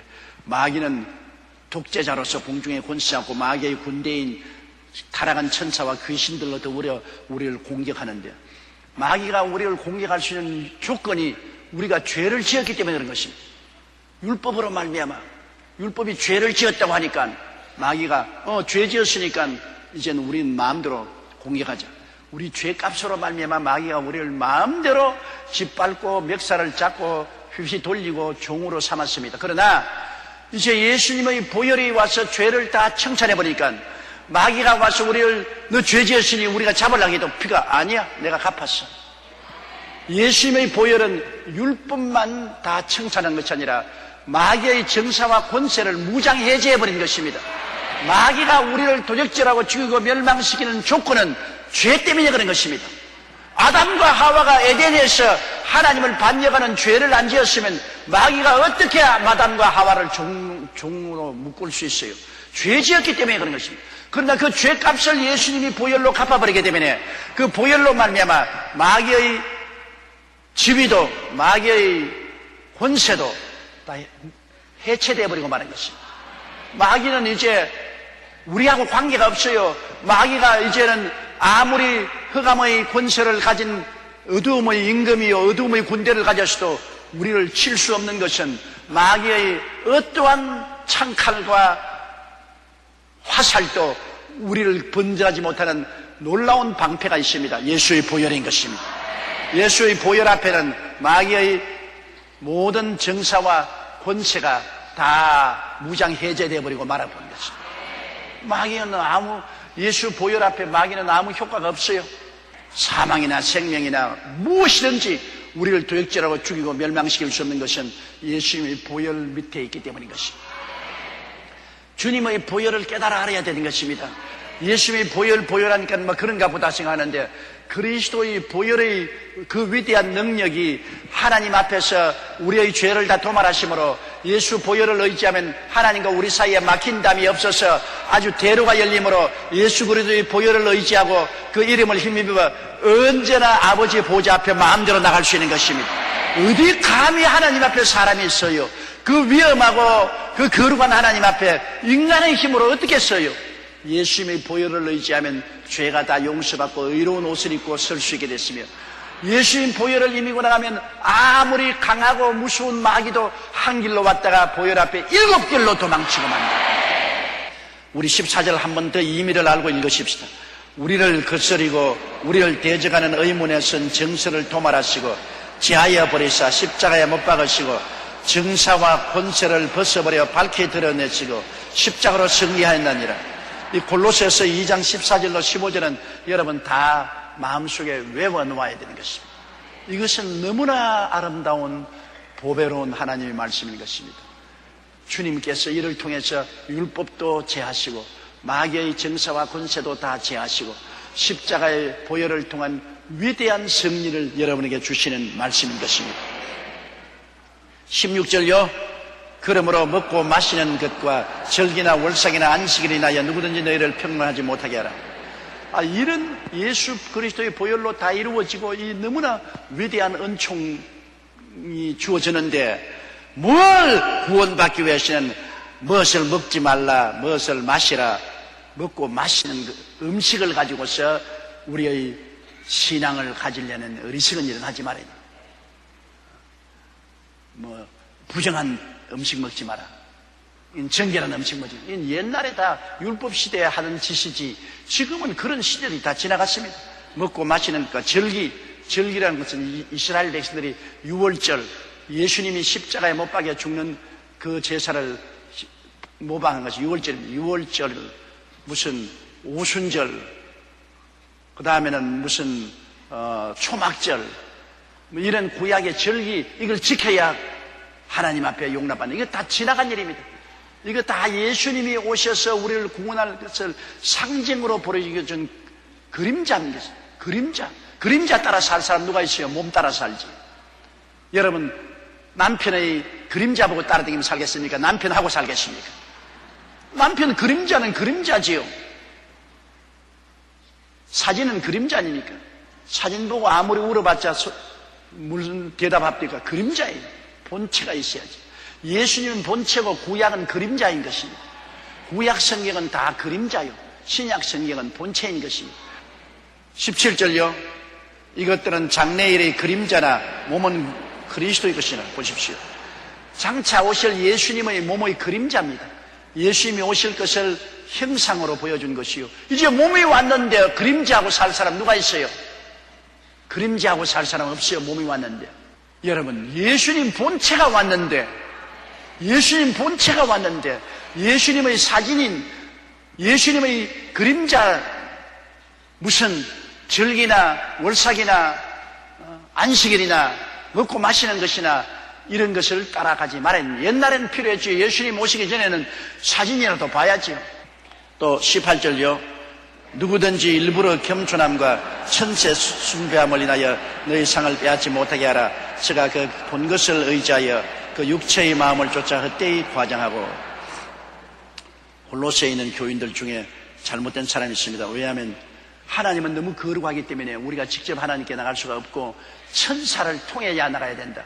그러므로 가브리엘 천사나 미가엘 천사나 여러 가지 천사 이름을 부르면서 천사를 통해서 가야 된다. 이런 엉터리 같은 소리 하죠.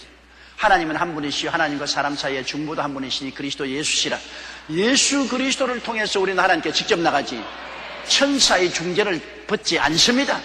구약시대에는 천사들이 나타나서 하나님의 일을 말하고 하나님 앞에 나가도록 인도도 하고 했지만 이제는 우리는 예수님을 직접 통해서 성령이 오셔서 우리를 이끌어주는 시대에 일부러 천사 숭배를 해서는 안 돼요. 우리 어떻게 거만하게 하나님 앞에 직접 나간단 말이고 우리 겸손하게 천사를 통해서 나가야 된다. 이런 엉터리 같은 소리 하는 절대 따라가지 말아야 됩니다. 누구든지 일부러 겸손해. 일부러 하나님께 우리가 그냥 나가는 것은 교만하다. 겸손하게 천사를 통해서 나가야 된다. 이렇게 해서 잘못 믿어서 예수 믿는 영원한 천국의 상을 빼앗겨서는 안 되는 것입니다. 제가 본 것을 의지하여 그 육체의 마음을 쫓아 헛되이 과장한 꿈을 보았다, 환상을 보았다. 그러므로 천사를 통해 구원만 이런 소리 절대 믿지 마십시오. 19절요. 머리를 붙들지 아니하는지라 온몸이 머리로 말미암아 마디와 힘줄로 공급함을 얻고 연합하여 하나님의 자라게 하심으로 자라느니라. 머리는 예수님인 것입니다. 교회의 머리는 예수님인 것이요 우리의 머리도 예수님인 것입니다. 가정도 그렇잖아요. 한 가정의 머리는 남편이요 아내는 수족입니다. 수족이 없는 머리는 혼자 덩그러니 있어가 아무것도 못하고 또 머리가 없는 수족은 무엇을 할지 방향을 잡지 못합니다. 그러므로 교회도 머리는 예수님인 것입니다. 예수님이 시킨 대로만 해야 돼요. 예수님을 통해서 모든 신경과 핏줄이 연결되어서 우리가 살아가고 있지 않습니까? 머리 예수님을 안 잡고 예수님 내놓고 무슨 천사를 따라가야 된다, 무슨 엘리야를 따라가야 된다, 무슨 새로 태어난 주님을 따라가야 된다, 그런 엉터리 같은 소리 하면 안 돼요. 예수의 머리는 영원히 우리의 머리가 됐습니다. 영원히 교회의 머리는 예수님이고 영원히 우리 예수 믿는 사람의 머리는 예수님이 우리 머리고 우리는 그 지체인 것입니다. 자, 20절요. 너희가 세상의 초등학문에서 그리스도와 함께 죽었거든 어찌하여 세상에 사는 것과 같이 이 문에 순종하느냐. 보십시오. 세상의 초등학문, 구약은 초등학문이요 신약은 대학원 졸업인 것입니다. 대학원 졸업한 우리가 왜 초등학문을 또 따라가느냐 말이야. 예수님 오실 것을 상징적으로 보여주고 가르쳐 줬는데 이미 예수님 오셔서 나의 마음속에 들어와 있고 나는 예수님 모시고 사는 이 가장 정점에 도달했는데 뭘 지금 초등학문에 예수님 오실 것을 고대하면서 상징적으로 가르치는 그것을 따라갑니까?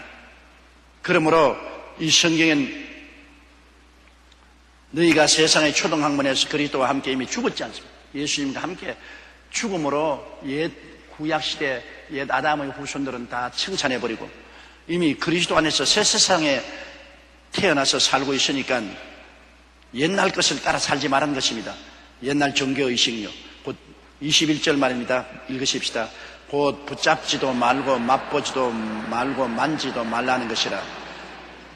그것은 종교의식 속에서 이것은 손대지 마라, 이것은 손대면 이거는 거룩하지 못하다, 이거는 거룩하다. 구약에 그렇게 만지 않습니까? 성전의 그릇을 만지면 거룩해진다, 옷은 만지면 거룩해진다, 그러므로 또 뭐 시체는 만지면 더러워진다, 벌레 죽은 거 만지면 더러워진다, 이런 초등학문적인 그런 시시한 짓 하지 말은 것입니다. 붙잡지도 말고 맛보지도 말고 만지도 말라는 행위의 신앙, 의식적인 신앙, 이 모든 것은 쓰는 대로 부패에 돌아가리라. 사람의 명과 가르침을 쫓느냐. 23절요. 이런 것들은 자의적 숭배와 겸손과 몸을 괴롭게 하는데 지혜 있는 모양이나 오직 육체 쫓는 것을 겸한데는 유익이 조금도 없느니라. 우리 육체를 벗어버리는 것은 예수를 믿고 거듭나는 것이 중요한 것이지. 예수 믿고 옛사람이 죽고 청산되고 새 사람으로 태어나서 성령이 오셔서 우리를 변화시켜 주시는 것입니다. 하나님의 성령이 우리를 진리 가운데로 인도하고 깨닫게 하고 변화시켜 주시고 믿음, 소망, 사랑, 의, 평강, 희락을 주시고 사랑과 희락과 화평과 오래 참음과 자비와 양성과 중성과 온유와 절제 같은 열매를 성령이 맺게 해주시는 것입니다. 인간의 힘으로 붙잡지도 말고 맛보지도 말고 만지도 말라, 이러한 사람의 명령과 가르침을 쫓아서 우리가 변화되는 것이 아닙니다. 천사 순봉하고 천사를 따라가야 된다, 무슨 특별한 축복해 준 물을 마셔야 된다, 특별한 음식을 먹어야 된다, 그래서 호행을 지키고 그런 것 가지고서 절대로 우리가 변화받지 않습니다. 구원은 오직 예수 그리스도의 보혈밖에 없습니다. 그 은혜를 인하여 믿음으로 말미암아 구원을 얻었나니 이것이 우리에게서 난 것이 아니요 하나님의 선물이라. 행위에서 난 것이 아니니 아무도 자랑치 못하게 하렵니다. 행위에서 난 것 아닙니다. 하나님이 선물로 주신 것이요, 그 선물은 예수 그리스도밖에 없은 것입니다. 무슨 거룩한 물도 없고 혼인잔치를 통해서 구원받는 것도 아니고 어떠한 행위로 구원받는 것도 아니에요. 예수 그리스도와 그 보혈을 통해서 구원받는 것입니다. 간단합니다. 이런 것을 왜 복잡하게 만듭니까? 이런 것을 왜 미혹스럽게 만드는 것입니까? 사람들은 자꾸 복잡하고 미혹한 것을 따라가는데 하나님이 주신 길은 너무나 곱고 바르고 간단하고 단순합니다. 하나님이 세상을 이처럼 사랑하사 독생자를 주셨으니 누구든지 저를 믿으면 멸망하지 않고 영생을 얻으라. 예수 따라가며 복음 순종하면 우리 행할 길 환하겠네. 예수님만 따라가면 돼요. 그리고 그 보혈의 능력만 의지하면 언제든지 하나님이 우리와 함께 거하시고 우리가 하나님 품에 안길 수가 있고, 예수 그리스도와 함께 죽고 함께 장사지내고 함께 살아나서 함께 보좌에 앉은 우리들은 자나깨나 예수 그리스도와 함께 거하게 되는 것입니다. 그러니 자나깨나 예수님, 일어나 앉으나 예수님, 먹으나 마시나 사나 죽으나 예수님과 같이 있으면 되는 거예요. 예수 믿는다는 것은 예수님 안에서 다 이루어지는 것입니다. 아무것도 보탤 것도 없고 뺄 것도 없습니다. 신령한 수 마실 필요 없어요. 시집장가 새로 갈 필요 없어요. 인간의 노동이나 호행을 보탤 필요 없어요. 예수 믿는 것으로 충분합니다. 보혈은 120% 충만한 은혜를 주신 것입니다. 아무것도 보탤 것 없습니다. 아무도 뺄 것 없습니다. 무엇인지 예수 그리스도의 보혈에 보태기나 빼야 된다고 하거들란 사탄인 줄 아십시오. 우리는 오직 믿음으로 오직 은혜로 구원을 받은 것을 알게 되시기를 주님 이름으로 축원합니다.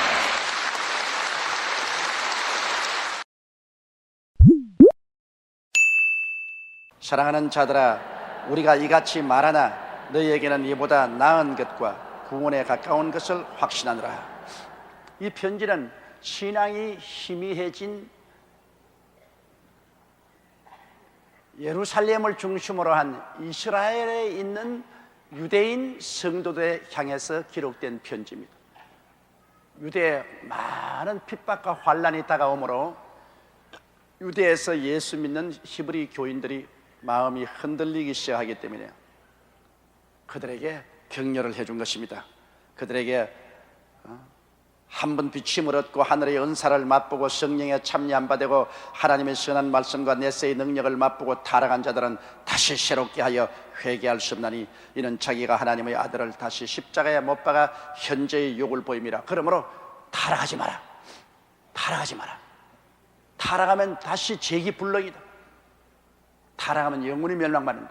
어떠한 핍박이나 환란이 있더라도 주를 부인하지 말고 타락하지 마라. 그렇게 엄하게 하나님의 성령께서는 이 히브리서 저자를 통해서 히브리 교인들을 경고하고 난 다음 나중에는 그들에게 대한 또 격려를 잊지 않았습니다. 사랑하는 자들아, 예수를 믿고 하나님의 사랑을 받는 자들이 사랑하는 자들인 것입니다. 예수를 믿지 아니하고 하나님의 부르심을 받지 않은 사람들은 하나님 사랑하는 자들이 아닙니다. 그들은 하나님을 대적하는 자들이고 하나님의 미워하는 자들인 것입니다. 히브리 교인들에게 사랑하는 자들아, 우리가 이같이 말하나, 이같이 무서운 경고를 하고 심판을 말하나, 그러나 너희에게는, 히브리 교인들에게는 이런 하나님의 무슨 경고나 심판보다는 나은 것과 하나님의 구원에 가까운 신앙을 가지고 있는 줄 우리가 안다. 격려를 하고 있습니다. 너희들은 그런 데 소속하지 않고 신앙을 저버리고 심판받고 타락하고 버림받는 그런 무리에 소속하지 아니하고 이보다 나은 것과 구원에 가까운 것을 확신한다. 이것은 격려하는 것입니다. 하나님은 반드시 우리를 한 면에 꾸짖을 뿐 아니라 또 다른 면에 우리를 격려하고 용기를 주는 것을 잊지 않습니다. 채찍을 때리고 난 다음에 또다시 하나님께서 사메어주고 위로해 주는 것이 우리 하나님의 섭리인 것입니다.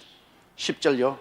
하나님이 불의치 아니하사 너희 행위와 그 이름을 위하여 나타낸 사랑으로 이미 성도를 섬긴 것과 이제도 섬기는 것을 잊어버리지 아니하시느니라. 하나님은 불의하지 아니하다. 하나님을 잘 섬긴 사람을 하나님이 멸해버리고 하나님을 잘 섬기지 않은 사람을 돌봐주고 하는 그런 정의롭지 못한 하나님이 아니라는 것입니다. 하나님은 지극히 정의로우신 하나님. 하나님께서는 불의하게 일을 행하지 않는다. 하나님은 사람들을 당신이 마음대로 사정을 봐주고 불의하게 사람들을 대접하는 이런 하나님이 아니라는 것입니다. 하나님은 모든 것을 공평하게 하나님께서 돌봐주시는 것이기 때문에 히브리 교인들이 열심으로 하나님을 섬긴 그 행위를 하나님께서 절대로 무시하지 않는다. 주님을 위해서 많이 수고하고 애쓴 것 주님께서 모른 채 하지 않는다. 그리고 주님의 이름을 위하여 많은 사람에게 사랑을 구제를 해주고 물질로 도와주고 위로해주고 격려해주고 이렇게 사랑을 베푼 행동, 하나님이 있지 않은 사랑에는 반드시 수고가 따릅니다. 하나님도 우리를 사랑했기 때문에 십자가를 걸머지고 몸짓고 피를 흘려 고난당하셨죠. 그래서 우리가 그 사랑을 받고 우리는 구원을 받았는데, 우리도 그리스도를 모시고 우리 마음속에 사랑을 하게 되면은 우리는 고생을 하게 됩니다. 사랑은 수고를 안게 됩니다. 부모가 자식 위해서 왜 수고합니까? 부모가 자식을 사랑하기 때문에 진자리 마른 자리 갈아 놓으며 손발이 닳도록 고생을, 예수님의 사랑이 마음에 강권하기 때문에 어찌할 수 없이 예수를 전도하기 위해서 자꾸만 고생을 하게 됩니다. 예수를 안 믿으면 뭐 남에게 죽든 말든 뭐 관계 안 하니까 관심이 없지만 예수가 마음속에 있는 이상은 예수를 안 믿는 사람에게 자꾸 가서 애쓰고 전도하고 믿으라고 권면하는 사랑의 수고를 해야 되는 것입니다. 예수님이 마음속에 계시고 성령이 계시면 나 홀로 있을 수가 없어요. 바울 선생이 말한 것처럼 내가 미쳐도 그리스도를 위해서 미쳤고 내가 마음이 성해도 너희를 위해서 성하니 그리스도의 사랑이 나를 강권하는도다. 사랑이 강권하기 때문에 가만 앉아 있지를 못해요. 사랑이 마음속에 있으면 사랑은 고생을 자취하는 겁니다. 그러므로 내가 사랑이 있느냐 없느냐를 아는 것은 간단합니다. 오 주여 사랑합니다. 그러면 주님 말합니다. 내가 나를 위해서 무슨 수고를 했느냐? 한 거 없어요. 가짜다. 너는 사랑이 하는 것은 가짜다. 하나님이여, 내가 하나님을 얼마나 사랑한 줄 압니까? 입으로만 나팔 불었지. 입으로 랄랄랄 나팔 부른 거야. 누가 못해요? 네가 나를 위해서 사랑의 수고를 뭘 했느냐? 내가 주일날 모든 유혹을 다 뿌리치고 교회 나가느냐? 내가 마음에 모든 욕심을 뿌리치고 11조를 내느냐? 내가 육신의 피곤을 무릅쓰고 나의 나라를 위해서 수고하고 봉사했느냐? 사랑의 수고를 한 증거를 내놓아라. 그거 없으면 아무리 사랑한다고 해도 그것은 입으로 나팔 분 것이지 아무 효과 없습니다. 사랑의 수고, 이것은 절대적으로 필요합니다.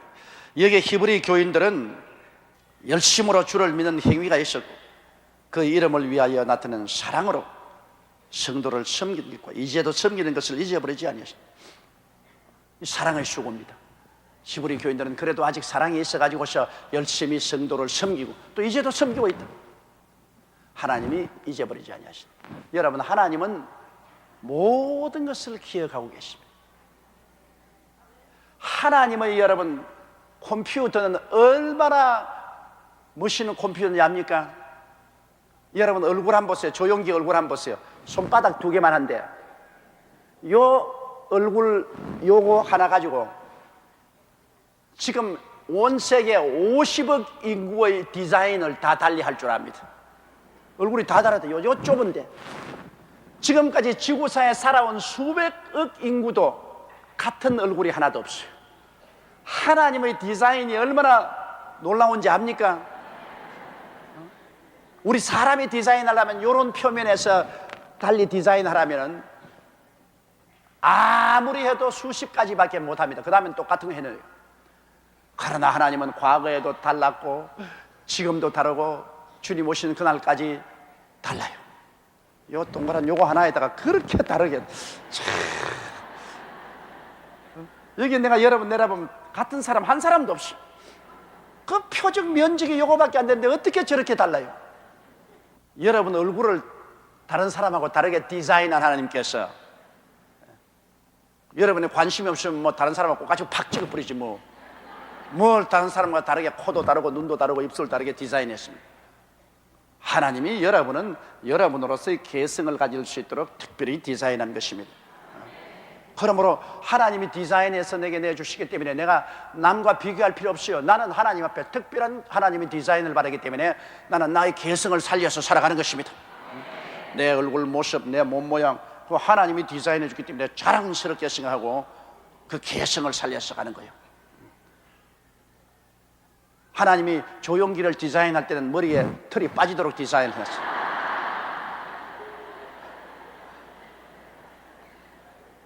오랫동안 내가 아주 괴로워하다가 이제는 즐기기로 했습니다. 하나님이 나를 이렇게 개성 있게 디자인을 해 주셨기 때문에 아무나 머리 빠진 줄 알아요? 여러분 빠지라고 해도 안 빠진다고. 그거 다 하나님이 나 개성을 살리라고 디자인을 해준 거예요. 그냥 자기 개성을 살려서 감사해요. 그러므로 한 사람 한 사람을 다 하나님이 개성 있게 디자인한 하나님은 우리 한 사람 한 사람의 모든 행위를 다 기억하고 있는 것입니다. 구원은 값없이 받지만은 상급은 행위로 받습니다. 구원은 예수 믿음으로 말미암아 값없이 받죠. 누구든지 저를 믿으면 멸망하지 영생하죠. 그러나 하나님 앞에 축복을 받고 하늘에 가서 상급을 받는 것은 행위에 따른 것입니다. 그 행위를 잘하면 하나님께서 그대로 복을 베풀어 주시는 것입니다. 그러므로 이 히브리 교인들이 큰 핍박을 받고 환난을 받아서 막 흔들거리지만은 그러나 하나님께서는 히브리 교인들이 열심히 행위로서 믿고 사랑의 구제를 하고 사랑의 수고를 한 것을 하나님이 기억하고 계시기 때문에 하나님이 특별히 그들을 붙들어 주어서 타락하지 않도록 더 나은 것과 더 구원에 가까운 역사를 베풀어 주실 것이라고 말씀하신 것입니다. 여러분이 평소에 하나님을 잘 섬기고 열심히 해놓으면 고난당할 때 여러분 넘어지지 않도록 하나님이 여러분을 붙잡아 주시는 것입니다. 그리고 또 여러분의 자손들을 기억하고 그 부모가 잘하면 3대, 1000대까지 하나님 복을 주시겠다. 하나님은 기억하시는 하나님 것입니다. 11절요. 우리가 간절히 원하는 것은 너희 각 사람이 동일한 부지런을 나타내어 끝까지 소망의 풍성함에 이르러. 무엇인지 부지런해야지요. 게을러 가지고서는 아무 일도 못합니다. 게으르고도 잘 사는 사람이 있다면 그건 거짓말입니다. 여러분, 육신의 일을 하는 것도 부지런해야 돼요. 아침에 일찍 일어나고 저녁에 늦게 누우면서 열심히 일을 해야 돼요. 열심히. 하나님 안 믿고도 그렇게 열심히 일을 해야 잘 사는데, 믿는 사람들도 주님 믿고 난 다음 하나님 축복하여서 부지런히 일해야 돼요. 열심히 해야 돼요. 게으르게 있어가지고서야 절대로 누가 도와줍니까? 하나님 나라 사업도 부지런히 하지 않고는 개인 신앙도 지역장, 구역장 일도 절대로 할 수 없습니다. 게으르고는 절대로 안 돼요. 하나님께서는 게으른 사람에게 복을 안 주십니다. 사람은 노력한 대가만큼 얻어서 살게 되는 것입니다. 이러므로 우리 예수 믿는 사람도 부지런히 신앙을 가져야 소망이 끝까지 풍성해집니다. 하루만 기도 안 해도 그만 소망이 희미해진다고요. 하루만 성경 안 읽고 하루만 기도 안 해도 벌써 소망이 희미해진다. 이 피아노 치는 사람들 말 들으니까 하루 피아노 안 치면 자기가 알고, 이틀 피아노를 안 치면 청중이 안다고 해요. 그러니까 이 피아노 치는 사람들은 보면 하루에 5시간, 6시간씩 칩니다. 아주 무지무지하게 피아노 쳐요. 이러기 때문에 부지런함을 나타내어서 말씀 읽고 기도하고 사랑의 수고를 하면 끝까지 소망이 마음에 풍성해지는 것입니다. 소망이 풍성, 마음에 소망이 풍성해져. 하나님에 대한 소망이 풍성해지면 매일매일 즐거운 생활을 할 수 있는 것입니다. 12절요. 게으르지 아니하고 믿음과 오래 참음으로 말미암아 약속들을 기업으로 받는 자들을 본받는 자가 되게 하려는 것이니라. 자, 하나님의 약속을 우리가 받기 위해서는 여기 보니 첫째 게으르지 아니하고, 둘째 믿고, 셋째 오래 참으라. 세 가지가 있어야 하나님 약속을 받을 수 있다. 게으르지 아니하고, 하나님의 약속을 받으려면 게으르지 말아야 된다. 그건 하나님 약속을 기억하고 열심히 기도해야 되니까 게으르면 안 되죠. 이스라엘 백성이 가나안 땅에 들어가서 가나안의 7족을 다 쫓아내지 않았습니다. 왜? 게을러져서. 싸우면 이기게끔 하나님이 허락해 줬으면 네 발로 땅을 밟는 곳은 다 주겠다고 했는데, 나중에 싸우기 싫어서 그들하고 함께 섞여 살았습니다. 그 결과로 그들의 습관을 받아들여서 우상과 사신 섬기고 타락해버립니다. 세례 요한부터 오늘날까지 천국은 침노를 당하나니 침노하는 자가 빼앗나니라. 침노를 하려면 게을러서 어떻게 침노합니까? 침노하려면 못 들어오게 막는 원수를 막 밀치고 들어가는 그런 침노를 해야 되는데, 그러면 여간 결심을 하고서 막 매달려 부르짖어 기도하는 그러한 마음의 자세가 없이는 침노에 들어가서 막 빼앗는데 그걸 할 수 있나요? 하나님이 아무리 은혜와 축복을 주셔도 이 세상은 타락한 원수 마귀가 붙들고 있습니다.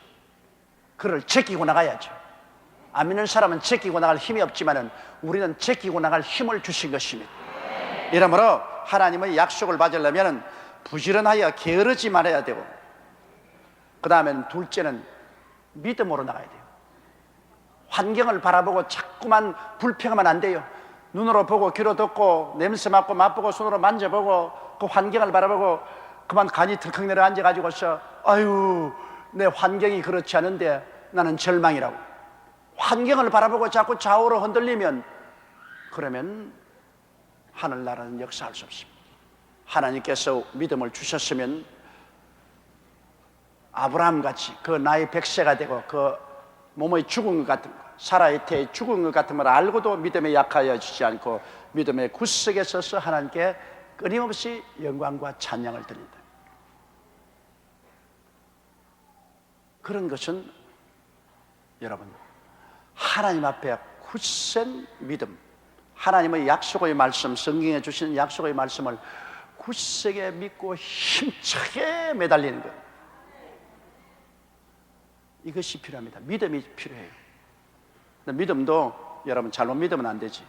믿음은 들음에서 나며 들음은 그리스도의 말씀으로 말미암았다고 확실한 하나님의 말씀에 입각해서 믿음을 가져야 돼요. 자기 개인의 탐욕으로 믿음을 가져서는 안 됩니다. 우리가 믿음을 잘 못 이해하면 안 됩니다. 하나님 말씀을 저버리고 난 다음 고집을 부린다고 해서 고집대로 되는 것은 아닙니다. 그러나 내가 믿음은 들음에서 나며 들음은 그리스도의 말씀으로 말미암기 때문에 하나님의 약속의 말씀을 분명히 알아야만 되는 것입니다.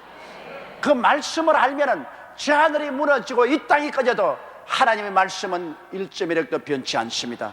말씀에 서서 부르짖어 돼요. 말씀에 서서 부르짖고 견디는 것은 그건 믿음입니다. 그러나 말씀 없이 뛰는 것은 고집입니다. 고집은 헛된 고집을 불렸다가 꺾어지고 마는 것입니다. 이러므로 우리가 부지런하고 게으르지 말아야 되겠지만은 올바르게 말씀에 선 믿음을 가지고, 그 다음 세 번째는 오래 참음으로 말미암아 약속들을 기업으로 만든다. 참아야 돼요. 시간은 내가 마음대로 정하면 안 됩니다. 하나님 사흘 후에 약속 응답하소서, 일주일 후에 응답하소서, 이렇게 정하면 안 됩니다. 시간은 하나님이 가지고 계십니다. 약속하는 그 때와 시간은 하나님이 정해놓으신 거죠.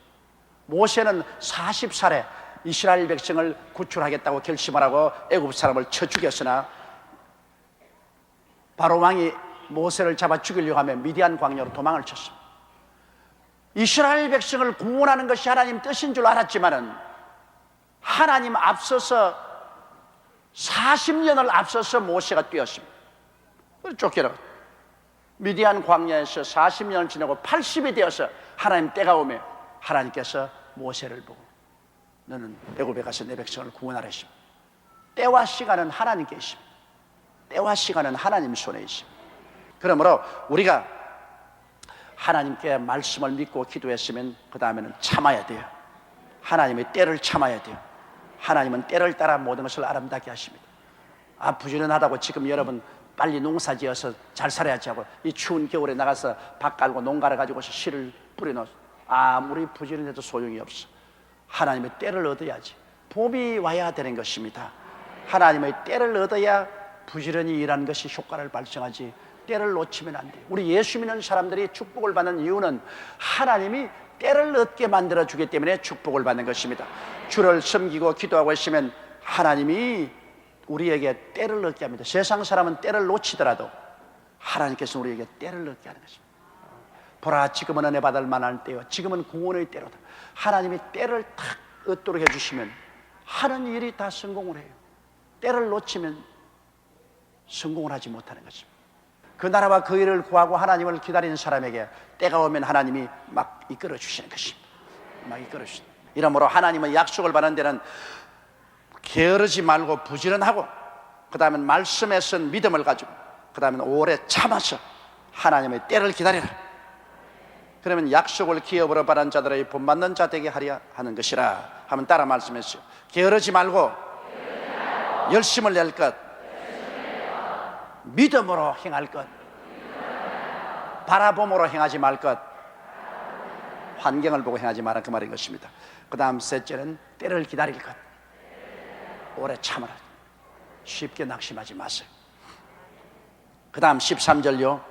하나님이 아브라함에게 약속하실 때 가리켜 맹세할 자가 자기보다 더 큰 이가 없으므로 자기를 가리켜 맹세하여 가라사대요. 하나님께서는 우리 보고는 맹세하지 말아 했습니다. 하늘로 두고도 말고 땅으로 두고도 말고 맹세하지 말아요. 근데 하나님께서는 아브라함에게 약속하실 때 하나님이 절대로 변하지 않는다는 것을 보여주기 위해서 하나님이 자기를 가리켜 맹세했습니다. 이 우주에 하나님보다 더 크신 이가 어디 있습니까? 맹세란 큰 걸 두고 맹세하니까 해를 두고 맹세한다, 달을 두고 맹세한다, 뭐 우리 아버지를 두고 맹세한다, 뭐 그런 자기보다 큰 것을 두고서 맹세를 하는데 하나님은 당신을 두고 맹세했습니다. 아브라함, 약속을 받는 아브라함에게 조금도 하나님이 변혁지 아니할 것을 보여주기 위해서 자기를 두고 맹세를 했습니다. 아브라함이 그 아들 이삭을 제물로 바쳤을 때 하나님이 말씀하기를 아브라함아, 네 아들 외독자도 아끼지 아니하고 내가 제물로 바치라고 할 때 와서 제물로 바치려고 했은즉 너가 참으로 날 사랑한 줄 아노라. 그러므로 내가 나를 두고 맹세하노니, 나를 두고 맹세하노니 내가 내게 복주고 복주며 번창케 하고 번창하라. 그러므로 하나님이 당신을 두고 맹세하는 것 얼마나 큽니까? 그러므로 하나님이 아브라함에게 약속하실 때 가리켜 맹세할 자가 자기보다 더 큰 이가 없으므로 자기를 가리켜 맹세하여 14절요 가라사대 내가 반드시 너를 복주고 복주며 너를 번성케 하고 번성케 하려 하셨더니, 하나님은요, 하나님을 섬기고 나가는 사람에게 하나님은 복주기를 원하시는 것입니다. 복의 근원입니다. 하나님은 복의 근원이요, 우주 만물을 생선 이가 하나님이시여 우리 먹고 입고 마시고 살게 하는 이가 하나님이시니, 하나님은 복의 근원이 되시고, 하나님께서는 우리 주를 믿고 섬기고 나가는 사람에게 모두 다 복주고 번성케 하기를 원하시는 것입니다. 그게 하나님의 근본적인 뜻이요, 우리가 하나님을 믿고 순종해 나가면 하나님은 우리에게 복주시고 우리를 번창케 하는 것은 하나님의 뜻입니다. 이 하나님의 근본 뜻을 우리가 알아야 돼요. 하나님은 좋은 하나님입니다. 사람이 소망이 없으면 다 시들어집니다. 나 지금 현재 환경이 아무리 어려워도 소망이 있으면 사람들이 그냥 얼굴에 빛이 나고 찬송을 부르고 기도하고 박수치고 힘차게 살아나가는 것입니다. 그러므로 하나님의 근본적인 뜻은 하나님의 말씀을 믿고 순종하면 번성케 하고 복을 주는 것입니다. 구약도 하지요. 이스라엘 백성이 하나님의 뜻을 믿고 순종하면 가나안 땅에 와서 젖과 꿀이 흐르는 복을 주겠다고 했는데 불순종, 불신앙했을 때는 맞았지. 이제 오늘날에 와서는 우리가 온전히 율법을 못 지키기 때문에 이제 예수 그리스도를 믿음으로 말미암아 예수를 믿고 순종함으로 하나님 복을 받겠다고 하는데, 그리스도를 믿고 순종하는 생활만 하면 우리 하나님께서는 우리에게 반드시 너를 복주고 복주며 너를 번성케 하고 번성케 하리라고. 아브라함 보고 한 말이지 우리 보고 한 말입니다. 아닙니다. 성경 갈라디아서에 말했습니까? 아브라함과 같은 믿음을 가진 사람은 아브라함과 함께 복을 받느니라. 아브라함이 우리 믿음의 조상입니다. 믿음의 조상이요. 그러므로 아브라함에게 이렇게 하나님이 맹세하신 것은 즉 우리에게 맹세한 것과 한 가지인 것입니다. 그러므로 여러분과 나는 모두 다 아브라함과 함께 복을 받게 되는 것입니다. 그렇기 때문에 우리에게도 하나님이 똑같은 약속을 한 것입니다. 가라사대, 따라 읽으세요. 가라사대 내가 반드시 너를 복주고 복주며 너를 번성케 하고 번성케 하리라 하셨더니, 와, 오늘 여러분 이것만 하더라도 크레딧 카드보다 더 낫습니다.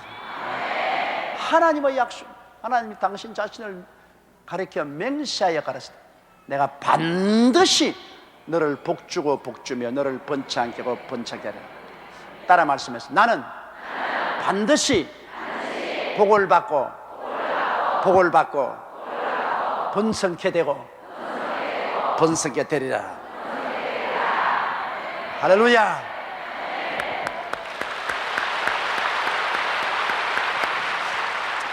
우리가 아브라함과 같은 믿음과 순종만 가지면 이것이 우리의 주신 약속인 것입니다.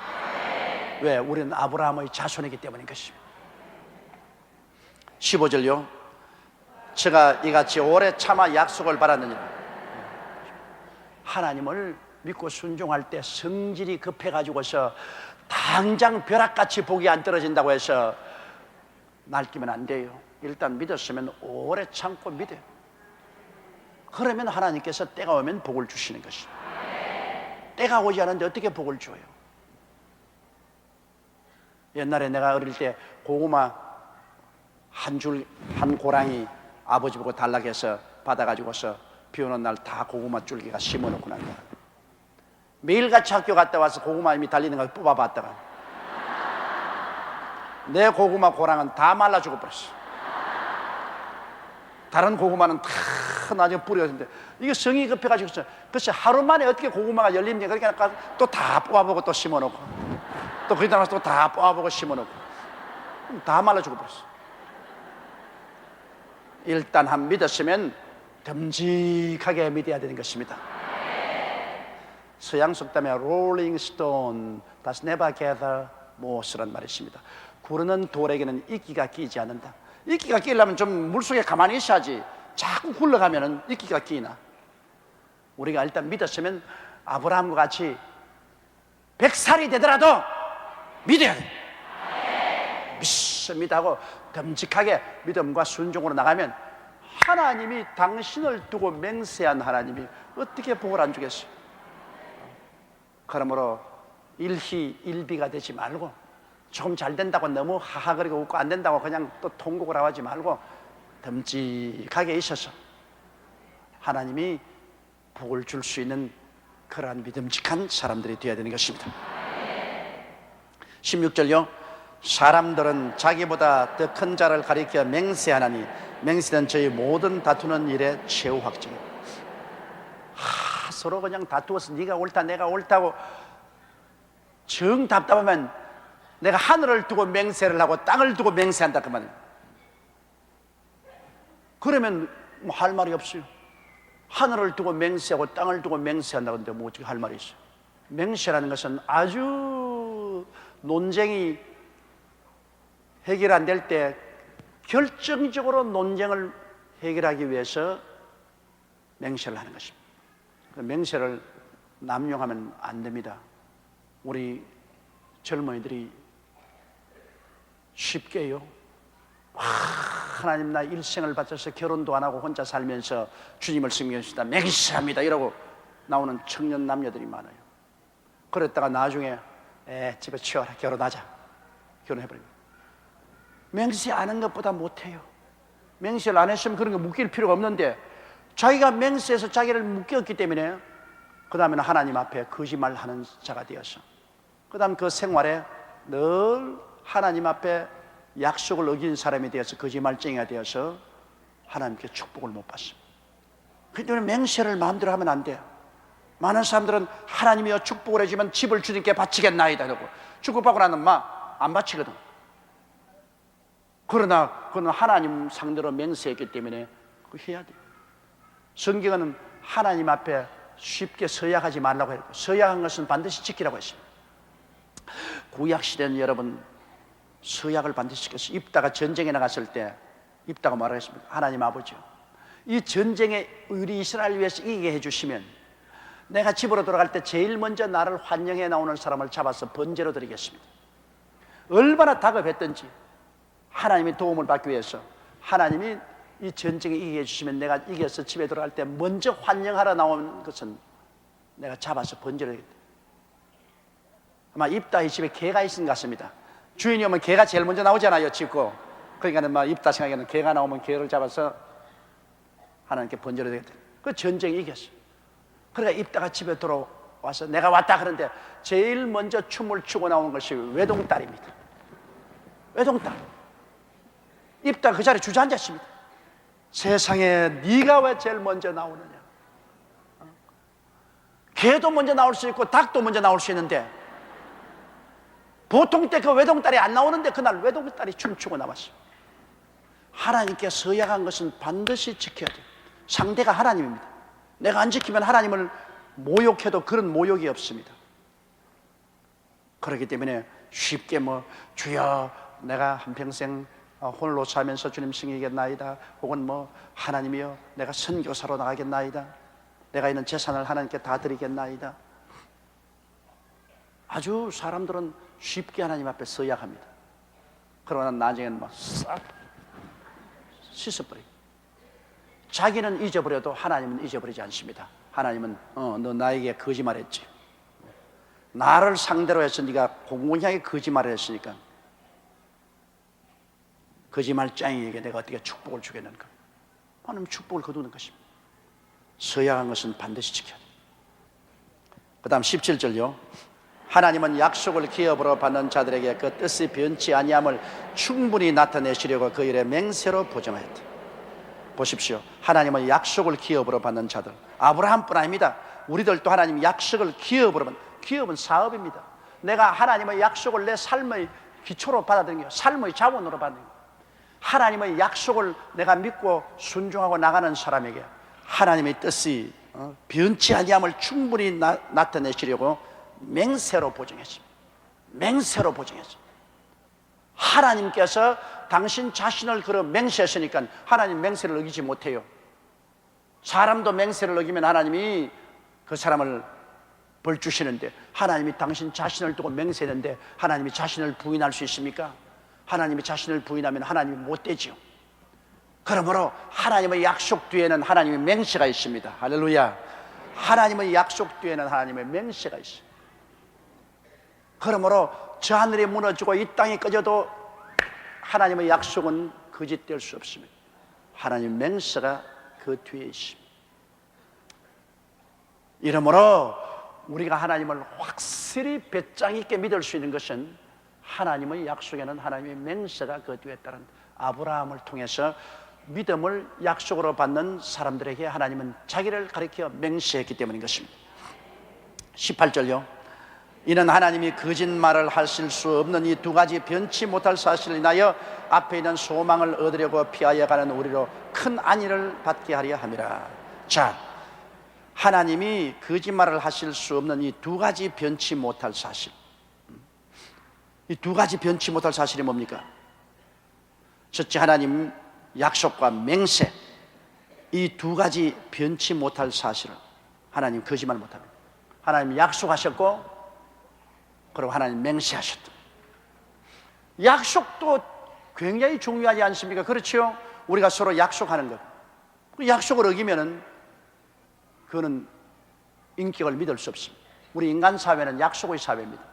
그런데 우리 하나님은 우리에게 약속을 했을 뿐 아니라 맹세까지 했어요. 하나님께서 친히 약속하시고 맹세까지 하셨으니 이 두 가지 변치 못한 사실을 우리가 가지고 있으므로 하나님의 약속을 믿고 나가는 우리들에게 소망이 튼튼하고 마음에 편안해지는 것입니다. 할렐루야. 소망이 있어요.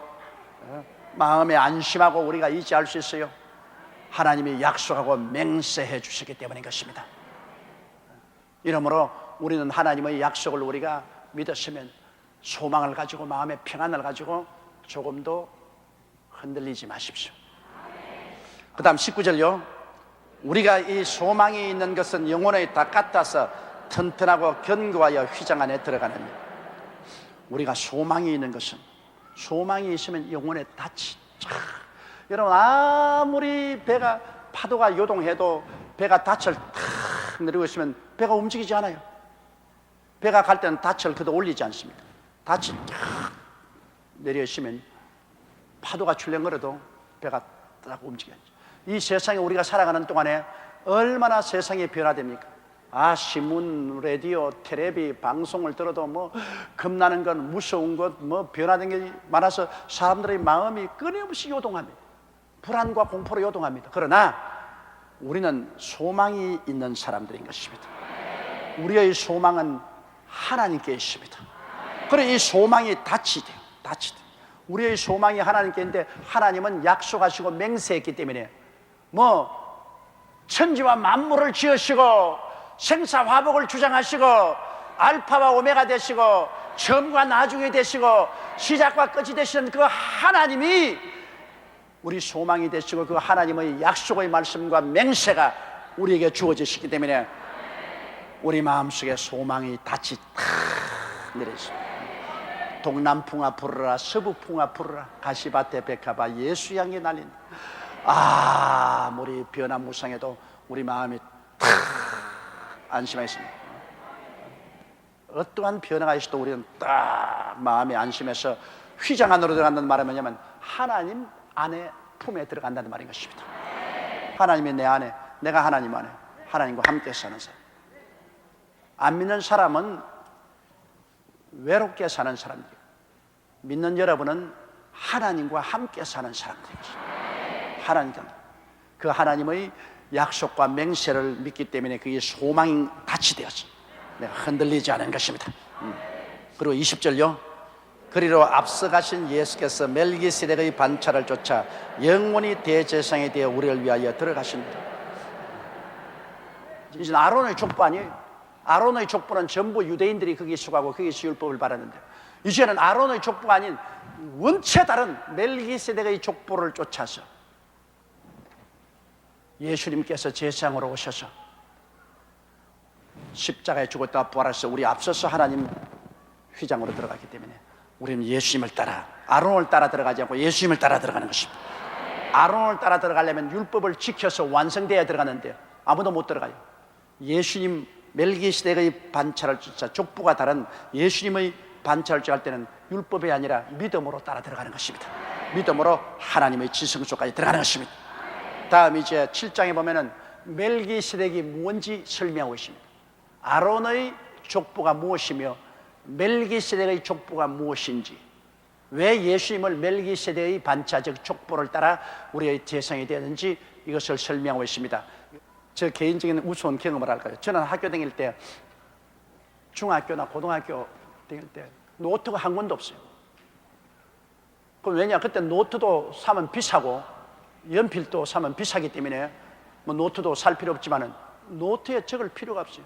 집에서 철저히 예습을 하기 때문에, 철저히 예습을 해서 요건 모르는 것을 딱 머릿속에 기억하고 가기 때문에 선생님 강의를 들으면 모르는 것, 요거 모르는 것 때 노트에 적을 필요 없어요. 모르는 것을 내가 알아야 해결되어 버리면 노트에 적을 필요 없어요. 다 아는데 뭘 노트를 적어요. 그래서 저는 노트에 한 번도 안 적었습니다. 그럼 노트에 안 적었다고 해서 못했냐? 시험을 치면 언제나 학교에서 1등 아니면 2등을 했지 3등도 안 했습니다. 그건 왜냐하면 예습을 철저히 했기 때문에. 예습을 철저히 하면은 들을 때 자기 질문이 해결돼요. 성경 수요일날 성경 공부이기 때문에 여러분 집에서 읽고 와야 돼요. 읽어서 보고 모르겠다, 이건 무슨 말인지 모르겠다, 이상하다, 그럴 때 오면 깨달았다, 그것이구나. 그래 여러분이 지식이 늘어가는 것이죠.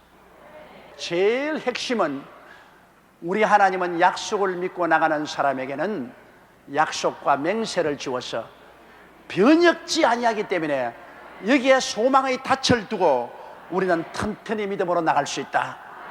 그러므로 하나님을 믿고 조금도 뒤돌아보지 않고 튼튼한 믿음으로 나가야 된다는 이 교훈을 해 주셨습니다.